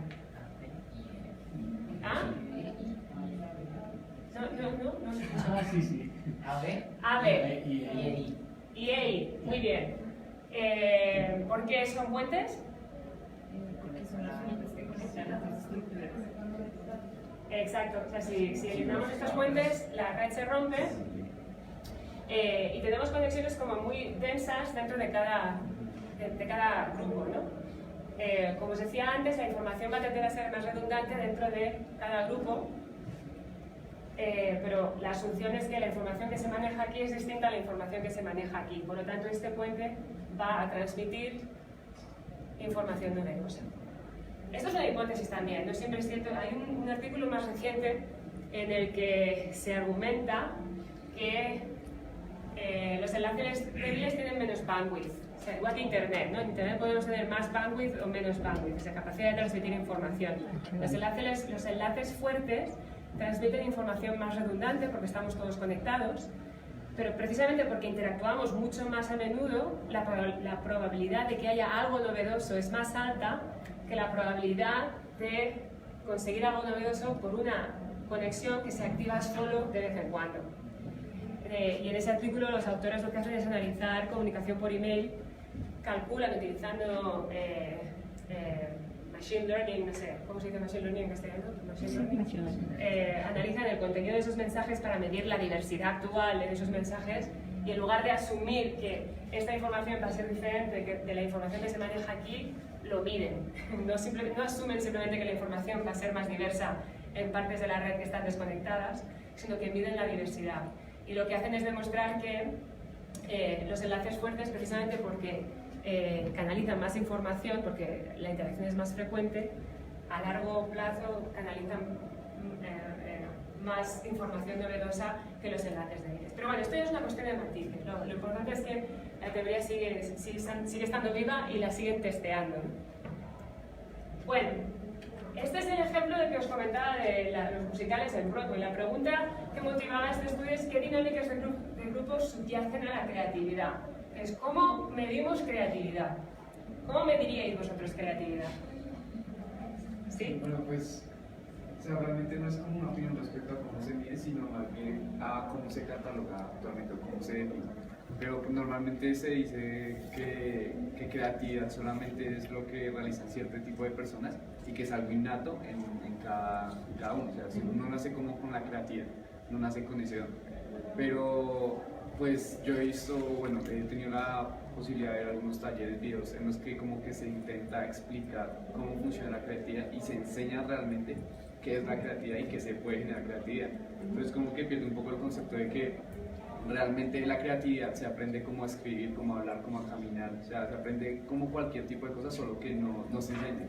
O sea, hay muy pocas personas que se enfocan en ese tipo de cosas. Entonces yo creo que cuando miden la creatividad, miden es como el nivel de impacto que tienen ciertas obras o ciertas cosas sobre las otras personas o sobre la sociedad en general. Estoy de acuerdo, pero cuando tienes que hacer un trabajo empírico de que tienes que medir creatividad, ¿cómo lo mides? Por ejemplo, usted nos está haciendo un reto de creatividad en este momento. Ajá. Una forma de medirlo sería cuántos tipos de respuestas diferentes a esa pregunta se pueden dar. Muy bien, esa sería una manera. Cuando aquí en la universidad, o tengo entendido que cuando los investigadores generan algún escrito, la universidad les asigna algo que se llaman unos puntos de investigación. Entonces, me parece que esa es una forma en la cual la universidad mide la creatividad de los investigadores en la universidad. Mira cuántas producciones hicieron con respecto a las demás, o simplemente producción. Muy bien, estamos acercándonos a la estrategia que usaron los autores. Estupendo, sí. Yo tengo un caso muy específico. Yo estaba adelantando mi especialización en la Escuela Superior de Administración Pública, en Alta Dirección del Estado. Yo soy arquitecto. Yo venía de ganarle a Concel una demolición de una obra, aplicando la técnica de la física, nada más. Y gané en juicio arquitectónico, le gané la demolición. Yo quería que el ensayo mío de grado se pudiera aplicar a las ondas electromagnéticas. Había hecho un estudio muy interesante de todo Colombia, ¿sí? Y de las antenas repetidoras. Y me colocaron un profesor, arquitecto y sociólogo, pero él no me entendía. Yo me puse a analizar el por qué él no me entendía y llegué a una conclusión que él no tenía la experiencia ni la creatividad. Era un docente que estaba tratando, bueno, balbuceaba, ¿sí?, sobre la arquitectura. El todo fue que él firmó y dijo, reprobó. Bueno, yo era el mayor de la clase, todos eran jóvenes. Yo tenía un promedio de 4.17 del primer semestre y del segundo semestre, o sea, mi juicio era altísimo, ¿sí? Era muy fácil porque yo en el pasado había trabajado con expropiación propia administrativa, había trabajado con muchas instituciones, ¿sí? Entonces tenía una experiencia inmensa, el profesor no la tenía. Nos fuimos a una tutela, interesante, perdí la tutela. Fui a la segunda instancia, perdí. Ahora la Procuraduría ha dicho que parece que yo tengo la razón y me llama a la Escuela Superior a decirme, señor, usted es estudiante, ¿sí? ¿Por qué? Porque ellos se dieron cuenta de que el primer arquitecto que tocó ondas electromagnéticas en Colombia era yo, no había más. Bueno, ahora yo llevé ese caso a la Sociedad Colombiana de Arquitectos, de donde yo soy, y empezaban a decir los tipos, bueno, pero eso nunca se ha tratado en Colombia, ¿cómo así? ¿Usted qué nos está hablando? No, eso es imposible. Yo tengo mis documentos y lo increíble es que ahorita que salga acá de otra actividad, tengo acá el expediente. Y el expediente me da toda la razón a mí. Entonces yo le decía a mi esposa, que es urbanista, analice ese caso con mi hija, que es abogada, si analiza el caso, ¿sí? Y se viene para una gran demanda de reparación directa. Conclusión, no todo el que nace, ¿sí?, nace con la creatividad. Para eso se necesita toda una técnica, unos años, una experiencia que lamentablemente la gente desconoce. Sí, uno de los riesgos de ser muy creativo es que, que quizá no te entienda el resto de tus contemporáneos. Gaudí, que es el arquitecto más conocido de Barcelona, digamos, de España y de Europa, murió pobre, porque no se reconoció su arte. Pero en fin, esto es un paréntesis. En este contexto, creatividad aplicada a un producto cultural que se puede vender. Y habíamos empezado ya a acercarnos a la estrategia que habían aplicado los autores en términos del impacto de esas obras. Es una manera de medir creatividad. ¿Tú querías añadir algo? Sí, digamos, por lo de parte de la música, digamos, en el jazz, cuando se hace un jam que es, pues, más que todo improvisación. O sea, yo pienso que la creatividad es como, digamos, lo que decía él, como la experiencia que uno se vaya añadiendo con los años. Digamos que uno no puede armar creatividad sin haber traído de parte y parte alguna vez. Digamos, yo por ejemplo, en la música, cuando discuto con la banda cómo hacer las canciones, cómo interpretarlas, qué sentido ponerle a la música, y nos ponemos a hacer jams. Yo no digo, de la parte de lo que no he aprendido lo saco, aunque también pues me dijo un amigo que pues parte de la ignorancia de uno es también lo que le da creatividad sobre temas de que digamos uno no sabe, digamos uno puede sacar otras cosas nuevas a partir de la ignorancia de uno. Entonces viene de parte de recolección de datos que uno tenga en el pasado y esa parte de que de pronto va a ignorar. Muy bien, pues ya tenemos una serie de elementos que nos van a ayudar a entender cómo analizan estos autores la creatividad, pero sí, experiencia importa. Ignorancia importa también en términos de que a lo mejor te hace correr riesgos que no correrías de otra manera. La pregunta es ¿qué es lo que es más importante? Y luego el tema de la creatividad se tiene que medir de alguna manera objetiva si queremos analizarla empíricamente y el impacto de tu trabajo es una manera de medir esa creatividad. Y eso es lo que hicieron estos autores. Los autores miraron quién formaba parte del equipo productor de varios musicales que se habían estrenado en Broadway y luego miraron el éxito de esos musicales en términos de ventas, en términos de el número de gente que había ido a verlos, en términos de días que duraron, como medida de impacto. Y aquí la asunción es que el público tiene un buen juicio a la hora de evaluar la creatividad, o sea, que evidentemente se puede discutir. Pero lo que es importante aquí es que el tema de la experiencia y de si nos atrevemos a hacer para lo que no hemos estado entrenados, la importancia de la ignorancia para tomar más riesgos, eso lo miraron en términos de los equipos de trabajo. Es decir, esto es una red que en la ciencia de redes se conoce como bipartita, que antes lo hemos mencionado brevemente. Entonces, básicamente tenemos dos tipos de nodos aquí. Por un lado tenemos los equipos que produjeron estos musicales, ¿no? O sea, los nodos serían los equipos que estuvieron trabajando para, West Side Story, Gypsy, etc. ¿Vale? Para cada musical tenemos un equipo de gente que trabajó para que ese musical sucediera. Y ese equipo de gente está formado por artistas individuales que formaron ese equipo, ¿no? Desde este tipo de red bipartita podemos hacer una proyección unimodal y tenemos una red en la que los nodos son artistas y esos nodos están conectados si formaron parte del mismo musical. ¿Sí? ¿Qué creéis que encontraron? Es decir, el tema aquí es si el mismo equipo de gente trabaja para distintos musicales, ¿cuál es la hipótesis que os sugiere esto? Es que estar siempre con la misma gente trabajando con el mismo equipo ¿va a ser bueno o malo para el éxito del musical? ¿Por qué? Depende. ¿Quién ha dicho eso? ¿Por qué? Marta.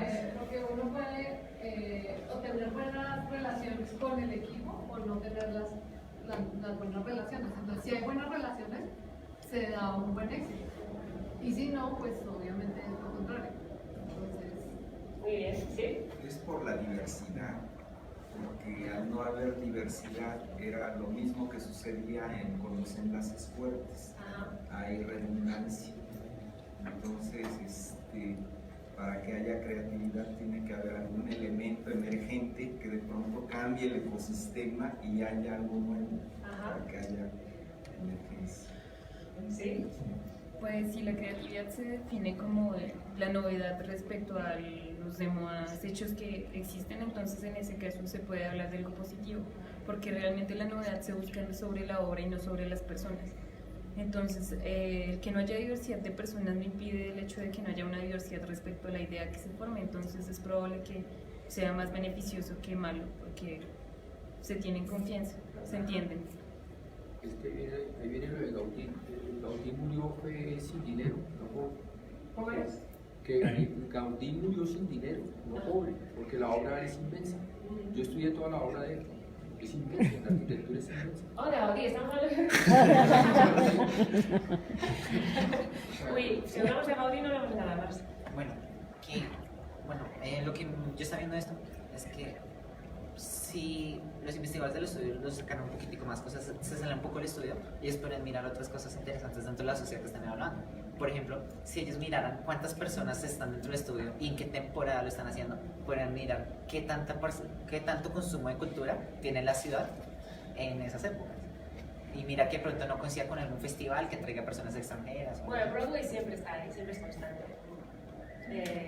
Pero sí, o sea, lo que dices es importante, o sea, que a lo mejor si hay una crisis económica y de repente no hay dinero para comprar entradas, pero bueno, en Nueva York, Manhattan, Broadway, que podemos asumir que eso más o menos es constante, pero bueno, es una asunción. Pero sí, igual sí, la fama de los actores también influye, ¿no? Si tú sabes que un actor es bueno, pues es más fácil que vayas a ver la obra que si es algo desconocido. Buen asunto. También es posible que los actores se autoseleccionen en producciones en las que confían. Pero sí, todo esto afecta también. Y el paper este artículo es un artículo muy largo y hay muchos detalles. Yo estoy resumiendo mucho, pero básicamente la conclusión es que tenéis razón todos un poco. Es decir, la redundancia importa aquí. ¿Por qué? Por lo que decía Marta, que el trabajo en equipo es duro, es difícil. Uno tiene que confiar en su equipo y uno tiene que confiar en las habilidades creativas de los compañeros de equipo. En ciencia es un poco así también, ¿no? Cuando conoces a colegas científicos con los que trabajas día a día en buena onda, es un equipo que se mantiene, ¿no? Los equipos que sí publican un artículo y luego pero se llevaron tan mal que luego no vuelven a publicar nada más juntos. Entonces es importante, pero tiene que haber una fuente de innovación, una fuente... Y entonces, si un equipo de personas solo trabajan los unos con los otros y no se arriesgan a trabajar con alguien nuevo, en general eso disminuye el impacto de las obras que crean.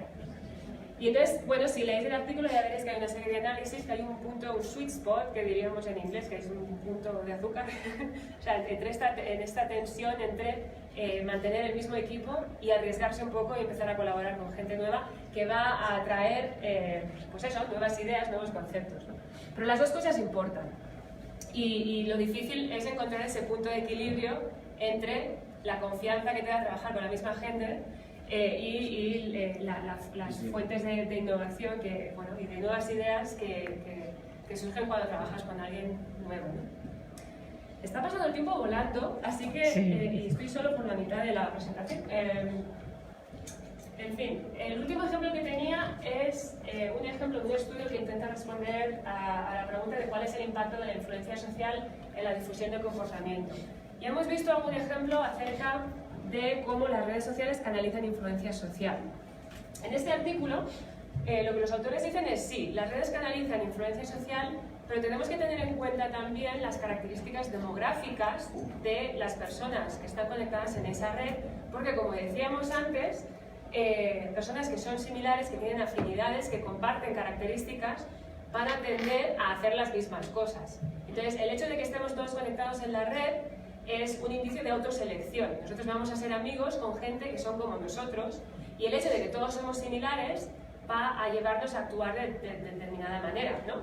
Entonces, el hecho de que todos actuemos de una manera parecida no es evidencia de que hay influencia social, es evidencia de que estamos conectados porque somos parecidos. Y lo que hacen en este estudio es discriminar el impacto de la influencia de red del impacto de lo que en inglés se llama homophily, que es una palabra horrorosa, que nunca sé cómo traducir, pero viene a ser esto de Dios nos crea y ellos se juntan, ¿cómo decís aquí? Sí, así. Ah, bueno, pues eso. Y entonces consiguen discriminar el impacto de influencia social de las redes, de esta tendencia a juntarnos con los que son como nosotros, utilizando un experimento. Entonces, digamos que la parte más atractiva de la ciencia de redes en este momento está en los diseños de estudio que usan experimentos en vivo. En este caso, llegaron a un acuerdo con Facebook y hicieron una randomización de usuarios de Facebook en varias condiciones y con este tipo de estudio pudieron desentrañar mecanismos de influencia de mecanismos de autoselección. Es un paper súper interesante que también recomiendo que leáis. Bueno, pues estos eran algunos ejemplos del tipo de preguntas que los estudios de red nos permiten responder. Ahora, mi idea era daros un resumen otra vez así para volver un poco al centro del tema del taller, a daros unos conceptos básicos que usamos para hablar de redes.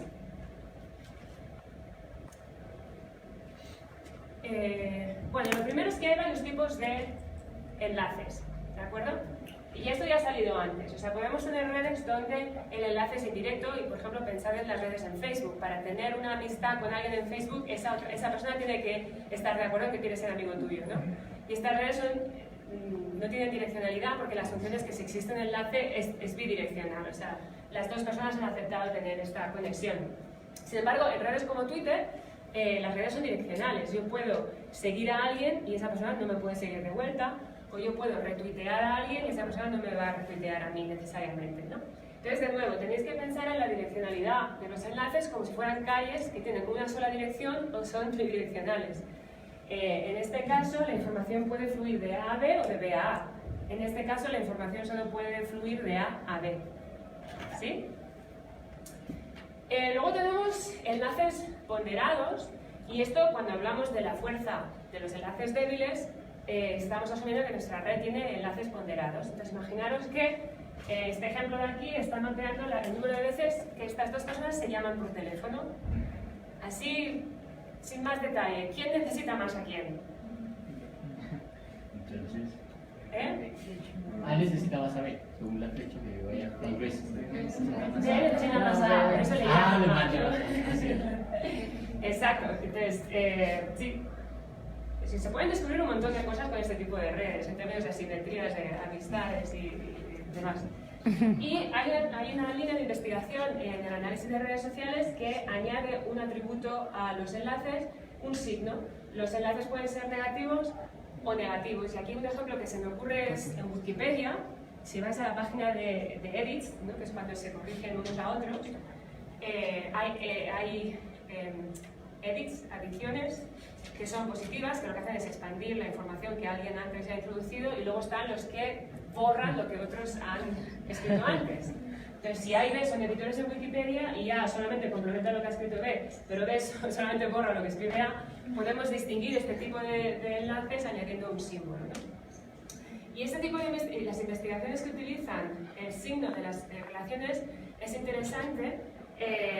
En psicología social, por ejemplo, se habla de que hay triángulos que son inestables. Entonces, si yo soy amiga de Daisy y Daisy es amiga de Víctor que se ha ido, pero Víctor me odia, eso es una tríada, es inestable eso, ¿no? Alguien va a tener que romper la relación, o sea, si analizamos la evolución de las redes, el signo de esos enlaces importa para entender cómo las redes van a evolucionar, ¿no? No podemos ser amigos de dos personas que se odian. Al final vamos a dejar de ser amigos de uno del otro, o esas dos personas van a dejar de odiarse, ¿no?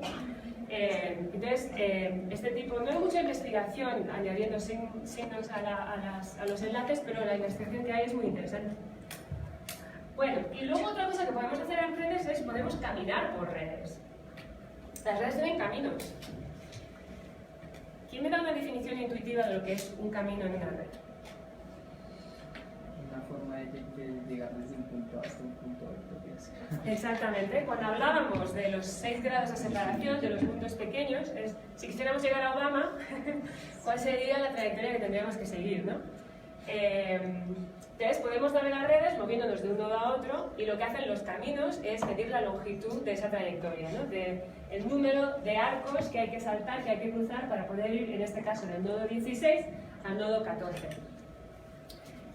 Y aquí hay un tema interesante que en la ciencia de redes sobre el que se ha escrito bastante. Y el tema es que si tenemos información global, ¿no? Es muy fácil encontrar el camino más corto, ¿no? Si nosotros vemos una red a escala, vemos la red entera como la vemos aquí, podemos encontrar el camino más corto entre dos nodos.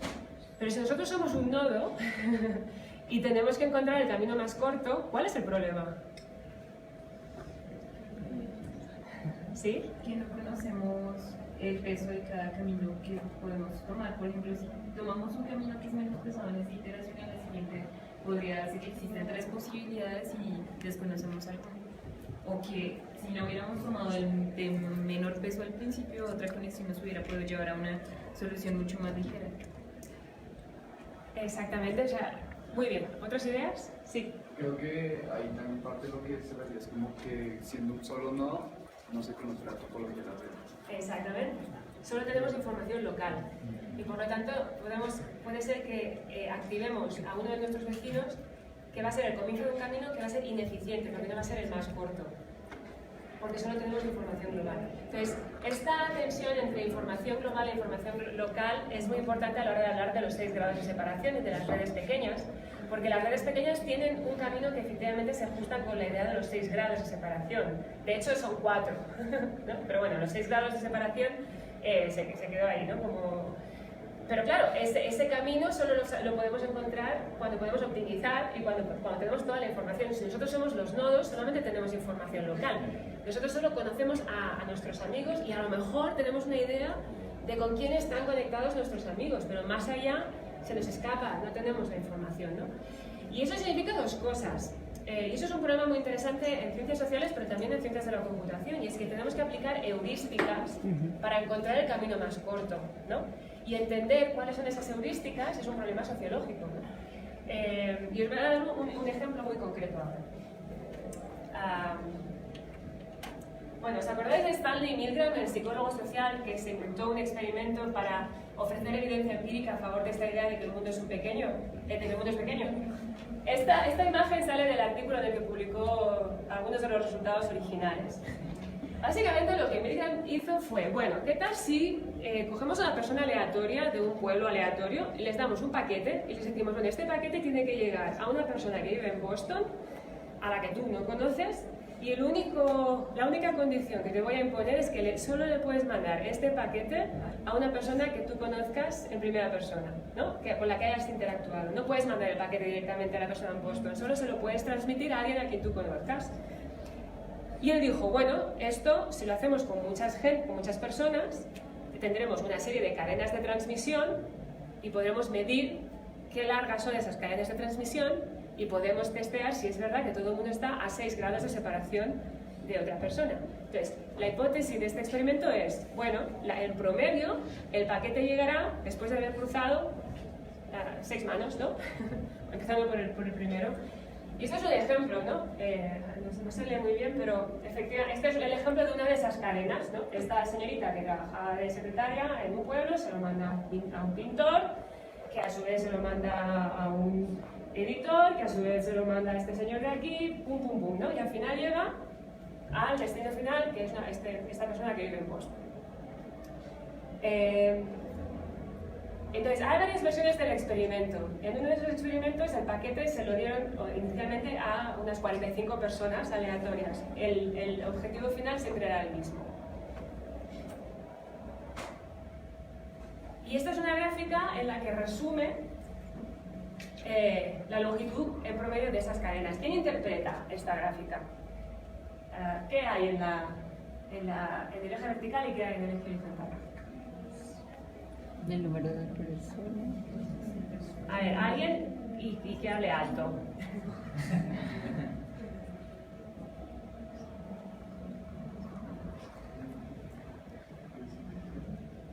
Pero, ¿a qué te refieres con el número de cadenas completadas? A ¿A qué nos referimos con el número de cadenas completadas? ¿Cuántos Ah, los que llegaron, pasos? los que pudieron cumplir, o sea, llegar hasta ahí. Sí, o sea, él escogió, digamos que no sé cuántos originalmente, digamos que contactó con 100 personas y les dijo, bueno, haz que este paquete llegue al destino. Ya. Solo los paquetes que llegaron al destino son cadenas completadas, ¿no? Esto es un histograma. Sí. Hay más probabilidades de que en 6 pasos se complete, o sea, se complete el mensaje, o sea, se envíe el mensaje y que después de eso ya es menos probable que llegue a la persona.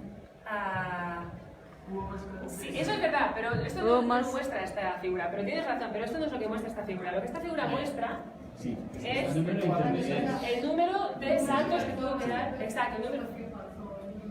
Solo que la mayor cantidad fueron 6. El número de caminos posibles para llegar. No el número de caminos posibles, porque eso sería infinito, quizás, sino el número de intermediarios. Entonces, hubo 2 que solamente necesitaron 2 intermediarios, hubo 4 que necesitaron 5 intermediarios. La mayoría de cadenas necesitaron 7, de hecho, ¿no? 6, ¿no? Pero algunas cadenas llegaron antes, otras llegaron después. Pero tú has hecho algo que es muy importante. Este es el número total, 44, es muy pequeñito. O sea, solo tenemos 44 cadenas de transmisión.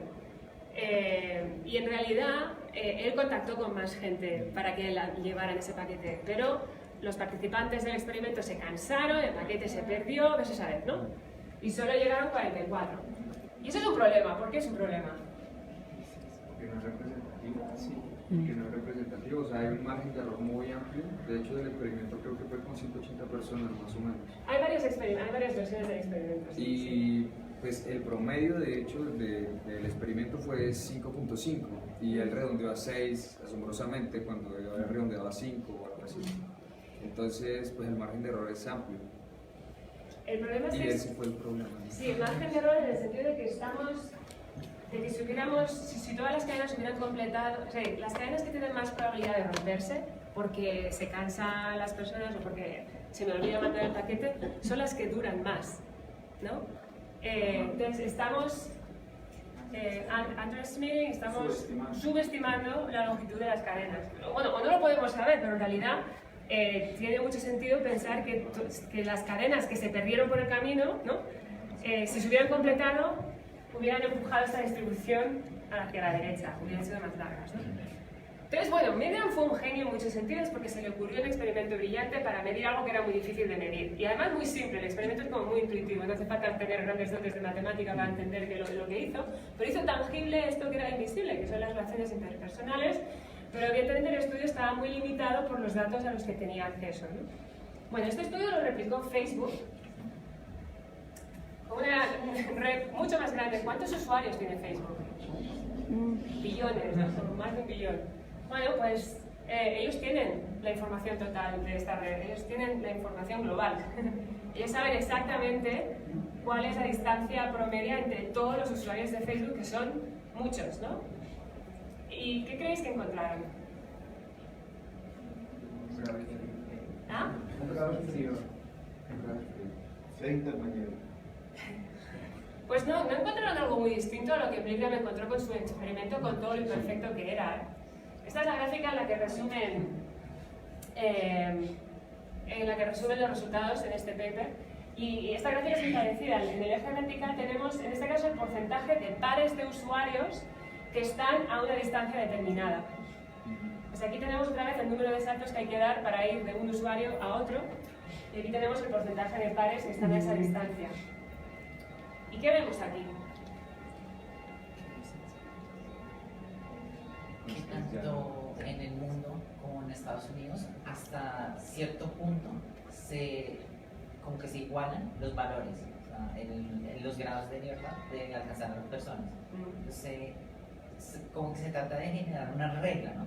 De mirar, como bueno, si en el resto del mundo se cumple, y en Estados Unidos también, entonces vamos de igual así. Sí, exacto, es como una ley, pero básicamente la mayoría de las personas están entre 4 y 6 grados de separación. Eso es lo que dice esta gráfica, ¿no? Y es verdad que los datos de Estados Unidos, y Milgram se basó en Estados Unidos, no son muy distintos a los datos a escala global. Y esto es muy interesante, esto es fascinante. Claro, el problema es que de nuevo esto asume que tenemos conocimiento global. Pero nosotros que somos usuarios de Facebook, si tuviéramos que encontrar el camino más corto entre nosotros y una persona aleatoria, buena suerte, camarada, ¿no? O sea, sería mucho más largo, seguramente, que lo que encontraron, de lo que esta gráfica revela. Y la razón es que nosotros no tenemos esta visión global, tenemos que aplicar heurísticas y pensar, bueno, pues a quién le mando el mensaje para que tenga más probabilidad de llegar al final. Y de hecho hay otro experimento que no he incluido porque ya me pasaba del número de diapositivas, pero hay otro experimento que se hizo usando email, el mismo diseño que el de Milgram, pero en lugar de enviar un paquete postal tenías que enviar un email y habían varios destinos a escala global y replicar los resultados son muy parecidos también. Pero lo interesante de este experimento que se hizo usando email y conexiones digitales es que pudieran también explorar estas heurísticas que la gente aplica a la hora de decidir a quién le manda el email. Entonces, si yo le tengo que mandar un email, si tengo que conseguir que un email le llegue a una veterinaria que vive en Finlandia, ¿a quién le voy a mandar el email primero? ¿No? Pues yo pensaría, bueno, a ver, en mi red, ¿hay algún veterinario? Sí, no. ¿Hay alguien que conozca que vive en Finlandia? Sí, no. Entonces, analizaron esa heurística que aplicamos a nivel individual para navegar una red que sabemos que tiene una estructura de mundo pequeño, pero nosotros como nodos individuales no sabemos muy bien dónde está ese camino más corto. Y bueno, y hay muchas otras vías de investigación que son posibles para seguir matizando un poco las características del mundo pequeño. Lo que pasó en los años 90, y esto fue el comienzo de la gran revolución, es que dos matemáticos, pero bueno, Watts es sociólogo ahora, hizo la tesis en física creo, pero luego encontró una plaza de profesor en sociología en Columbia, formalizaron matemáticamente esta intuición del mundo pequeño. Y básicamente lo que hicieron fue explorar el universo de redes posibles que hay entre dos extremos, el extremo de una red regular en la que todos los nodos tienen exactamente el mismo número de conexiones con los nodos vecinos, y el extremo opuesto de caos, diría, ¿no? De red completamente aleatoria, y usaron un parámetro para aumentar progresivamente la aleatoriedad, para hacer un rewiring, para hacer una reconexión de la red de forma aleatoria. Una estadística que caracteriza a esta red es que hay mucho clustering local, ¿no? Que los nodos están muy bien agrupados a nivel local, hay mucha densidad de conexiones a nivel local, pero están muy lejos en promedio los unos de otros, no hay atajos. Aquí hay muy poco clustering local, pero la distancia en promedio es muy corta. Bueno, pues lo que encontraron es que hay un espacio entre estos dos extremos en el que las redes mantienen el nivel de densidad local de una red regular, pero reducen la distancia global aproximándose a la distancia global que uno encontraría en una red aleatoria. Eso está entre el orden y el caos. Y estas son las redes small worlds, son las redes de mundo pequeño. Entonces, evidentemente hay muchas redes que se pueden calificar como redes de mundo pequeño. Lo que hicieron en este paper, que es uno de los papers más citados también en la ciencia de las redes y es un clásico, es formalizar matemáticamente qué es lo que hace que una red sea pequeña. Lo que no hicieron aquí fue evaluar la distribución de conexiones, que eso es lo que hizo Barabasi después, que fue analizar cómo se distribuye el grado de los nodos. Ellos no lo hicieron aquí, Barabasi lo hizo después y se convirtió en otro clásico. Bueno, me quedan 5 minutos solamente, así que, no sé, ¿qué hago? ¿Puedo intentar? ¿Qué hago? ¿Paro? ¿Estáis cansados ya? Bueno, yo sigo, ya me diréis, a ver a dónde llego. Voy a seguir durante los próximos 5 minutos porque esto es algo que es muy importante y que ya ha salido antes. Cuando me preguntabais, bueno, ¿cómo se mide la felicidad? Es como muy delicado medir felicidad. Bueno, lo más importante, como en todo estudio empírico, es cómo tomamos nuestras mediciones, ¿no? Si vamos a analizar una red para poder responder a preguntas sustantivas, como por ejemplo, cómo se difunde la influencia social en redes o cómo las personas cambian su comportamiento en función de lo que sus vecinos en la red hacen, tenemos que tener mucho cuidado en cómo vamos a medir esas redes, ¿no? Entonces, solo por poneros un ejemplo muy esquemático, muy simple. Imaginaos que estos sois vosotros, ¿vale? Estos nodos sois vosotros. Bueno, como todos estáis atendiendo a este taller, estáis todos conectados, ¿no? Estamos todos, si la definición de una relación entre nodos es ¿estáis todos en la misma habitación? ¿Sí o no? Porque estamos todos expuestos a la misma información aquí. Si esta es nuestra definición de red, tenemos una red completa, estamos todos conectados con todos, ¿no?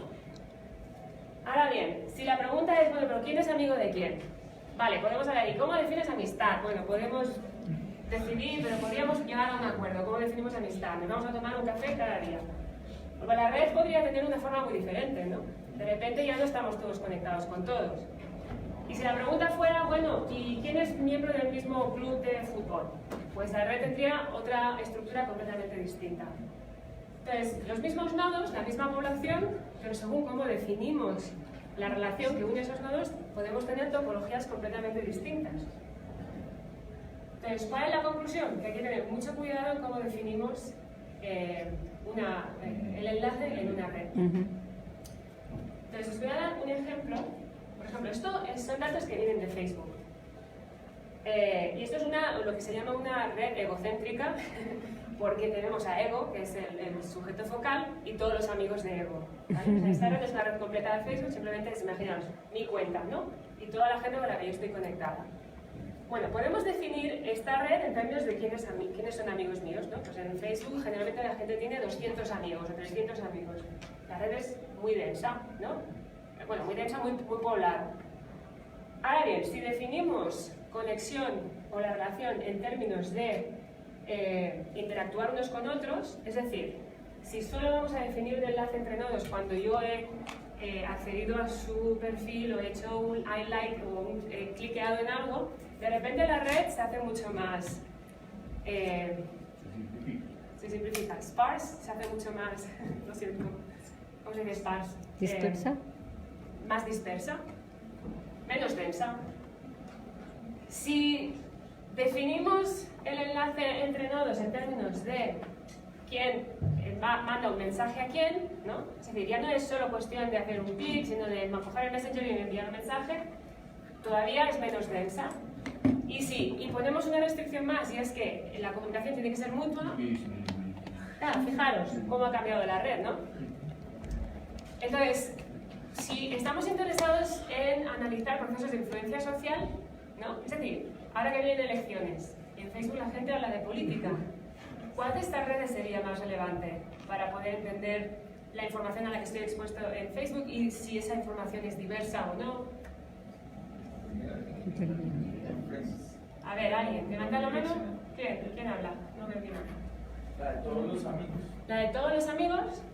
Pues en el sentido de diversidad, precisamente por lo que comentaba ahorita, que cuando uno con los más amigos tiende a tener, por ejemplo, posturas políticas parecidas, o hablar de las mismas formas, o circular el mismo tipo de contenido.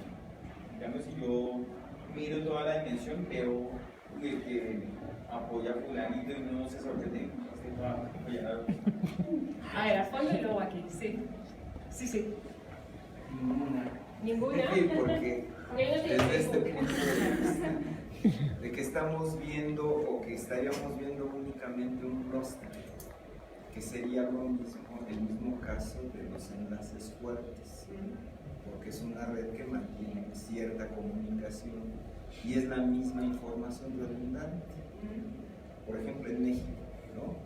Hay grupos políticos en la que se mantiene cierta comunicación y son los votos duros, son los miembros los que comulgan con eso. Entonces todos los candidatos mantienen un mismo porcentaje. Tiene que haber un cambio estructural en la red para que se pueda reflejar y tiene que haber cierta comunicación en esos nodos para que cambie la configuración y cambien las preferencias. Sí. Ahora yo digo que de pronto la segunda sería, pero como viéndolo como se ve ahora, ¿no? Pues que se crean muchas páginas, digamos, para candidatos o como subyacentes, entonces la gente pues da clic o comparte, entonces yo me iría más por la segunda porque ya estamos hablando de la interacción con la página, no tanto como que tengo todos los amigos porque todos opinan lo mismo, sino ya más directamente yendo a las páginas de cada personaje. Yo creo que es importante, no como, o sea, para saber cómo es la verdadera situación de política, salirse de cualquier círculo cercano. ¿Por qué? Porque normalmente nosotros vamos a estar cerca de personas que tienen nuestra misma afinidad. Entonces, por lo tanto, nosotros vamos a tender a creer que como todo lo que vemos alrededor de nosotros tiene la misma afinidad política, entonces seguramente ese candidato es el que va a quedar ganado. Pero cuando nosotros nos salimos de ese círculo, nosotros ya podemos tener una visión más global y entender que no, puede que en ese fragmento de la red esté ganando tal persona. Pero fuera de él hay otros segmentos de la red y entre más peso tengan estos fragmentos de la red, se puede establecer una verdadera fuerza política. Hay que ser puentes en eso también. Bueno, tenéis todos un poco de razón y no. Y a ver, la cantidad de diversidad que hay en una red depende mucho, depende de cada cual, ¿no? Imaginaos que yo ahora saco a Ego de aquí con todas sus conexiones. ¿Qué me quedaría? Pensar en vuestra propia red en Facebook. O sea, yo saco a Ego con todas las conexiones. ¿Qué me queda?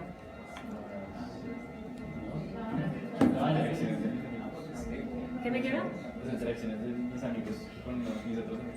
Me quedan círculos sociales. Bueno, no es vuestra red, pero en mi red tengo a mi familia, a mis compañeros de colegio en Barcelona, a mis compañeros de universidad en Barcelona, la gente que conocí en Inglaterra, estudiantes, gente de trabajo, la gente que conozco y ahora, pues no sé, si nos hiciéramos amigos, gente de Colombia. Si yo me quito, vais a tener una serie de islas que a lo mejor estando con mi madre es amiga de alguna de mis amigas, pero no de todas, ¿no? A lo mejor hay una conexión entre familia y amistad. Bueno, cada círculo maneja información diferente. Ahora estamos hablando del ejemplo de las elecciones colombianas, pero si hablamos de diversidad de información en general, bueno, cada círculo maneja información, es un clúster, yo soy el puente, ¿no? Yo soy el puente que conecta todos esos círculos que no se van a conocer nunca, ¿no? Solo se conocerían a través de mí. Si hacemos lo mismo con vosotros, pues lo mismo, encontraríamos círculos diversos, ¿no? Evidentemente, cada una de estas redes individuales va a tener más o menos diversidad dependiendo de quién sea Ego, ¿no? De quién sea el individuo en el centro. Y eso se puede medir. Entonces, dentro de Facebook habrá habrán usuarios que tendrán redes más diversas, habrán usuarios que tendrán redes menos diversas. Y una pregunta interesante podría ser, bueno, ¿se comportan de forma distinta los individuos que están conectados a redes más diversas que los que están conectados a redes que son más parecidas? ¿No? Alguien que no ha salido nunca de la ciudad en la que nació tendrá una red menos diversa que alguien que ha vivido por todo el mundo, simplemente por la biografía, ¿no? Entonces, todo esto son preguntas empíricas, no se puede responder a priori. Primero hay que caracterizar cuánta diversidad hay en una red y una forma de hacerlo sería, pues eso, quitamos a Ego y a ver cuántos componentes aislados nos quedan y el número de componentes, de islas, puede ser una aproximación a la diversidad. Otra más complicada sería analizar los mensajes que cada uno de sus amigos publica y ver si son ideológicamente de una forma o de otra, en fin. Pero todo esto lo que me vengo a referir es que las redes, todo esto son redes en Facebook, pero esas redes pueden ser muy distintas según quién sea el actor focal, según sea su biografía, sus características demográficas, etc. Y la ciencia de redes nos permite caracterizar esas diferencias para después poder ver si esas diferencias tienen un impacto en, por ejemplo, el voto o en el comportamiento, etc. Y con esto lo voy a dejar aquí, porque ya son las 6. Mañana más. Daisy, si haces circular los documentos que te he mandado, y mañana acordaros que tenéis que venir con una computadora y el software instalado.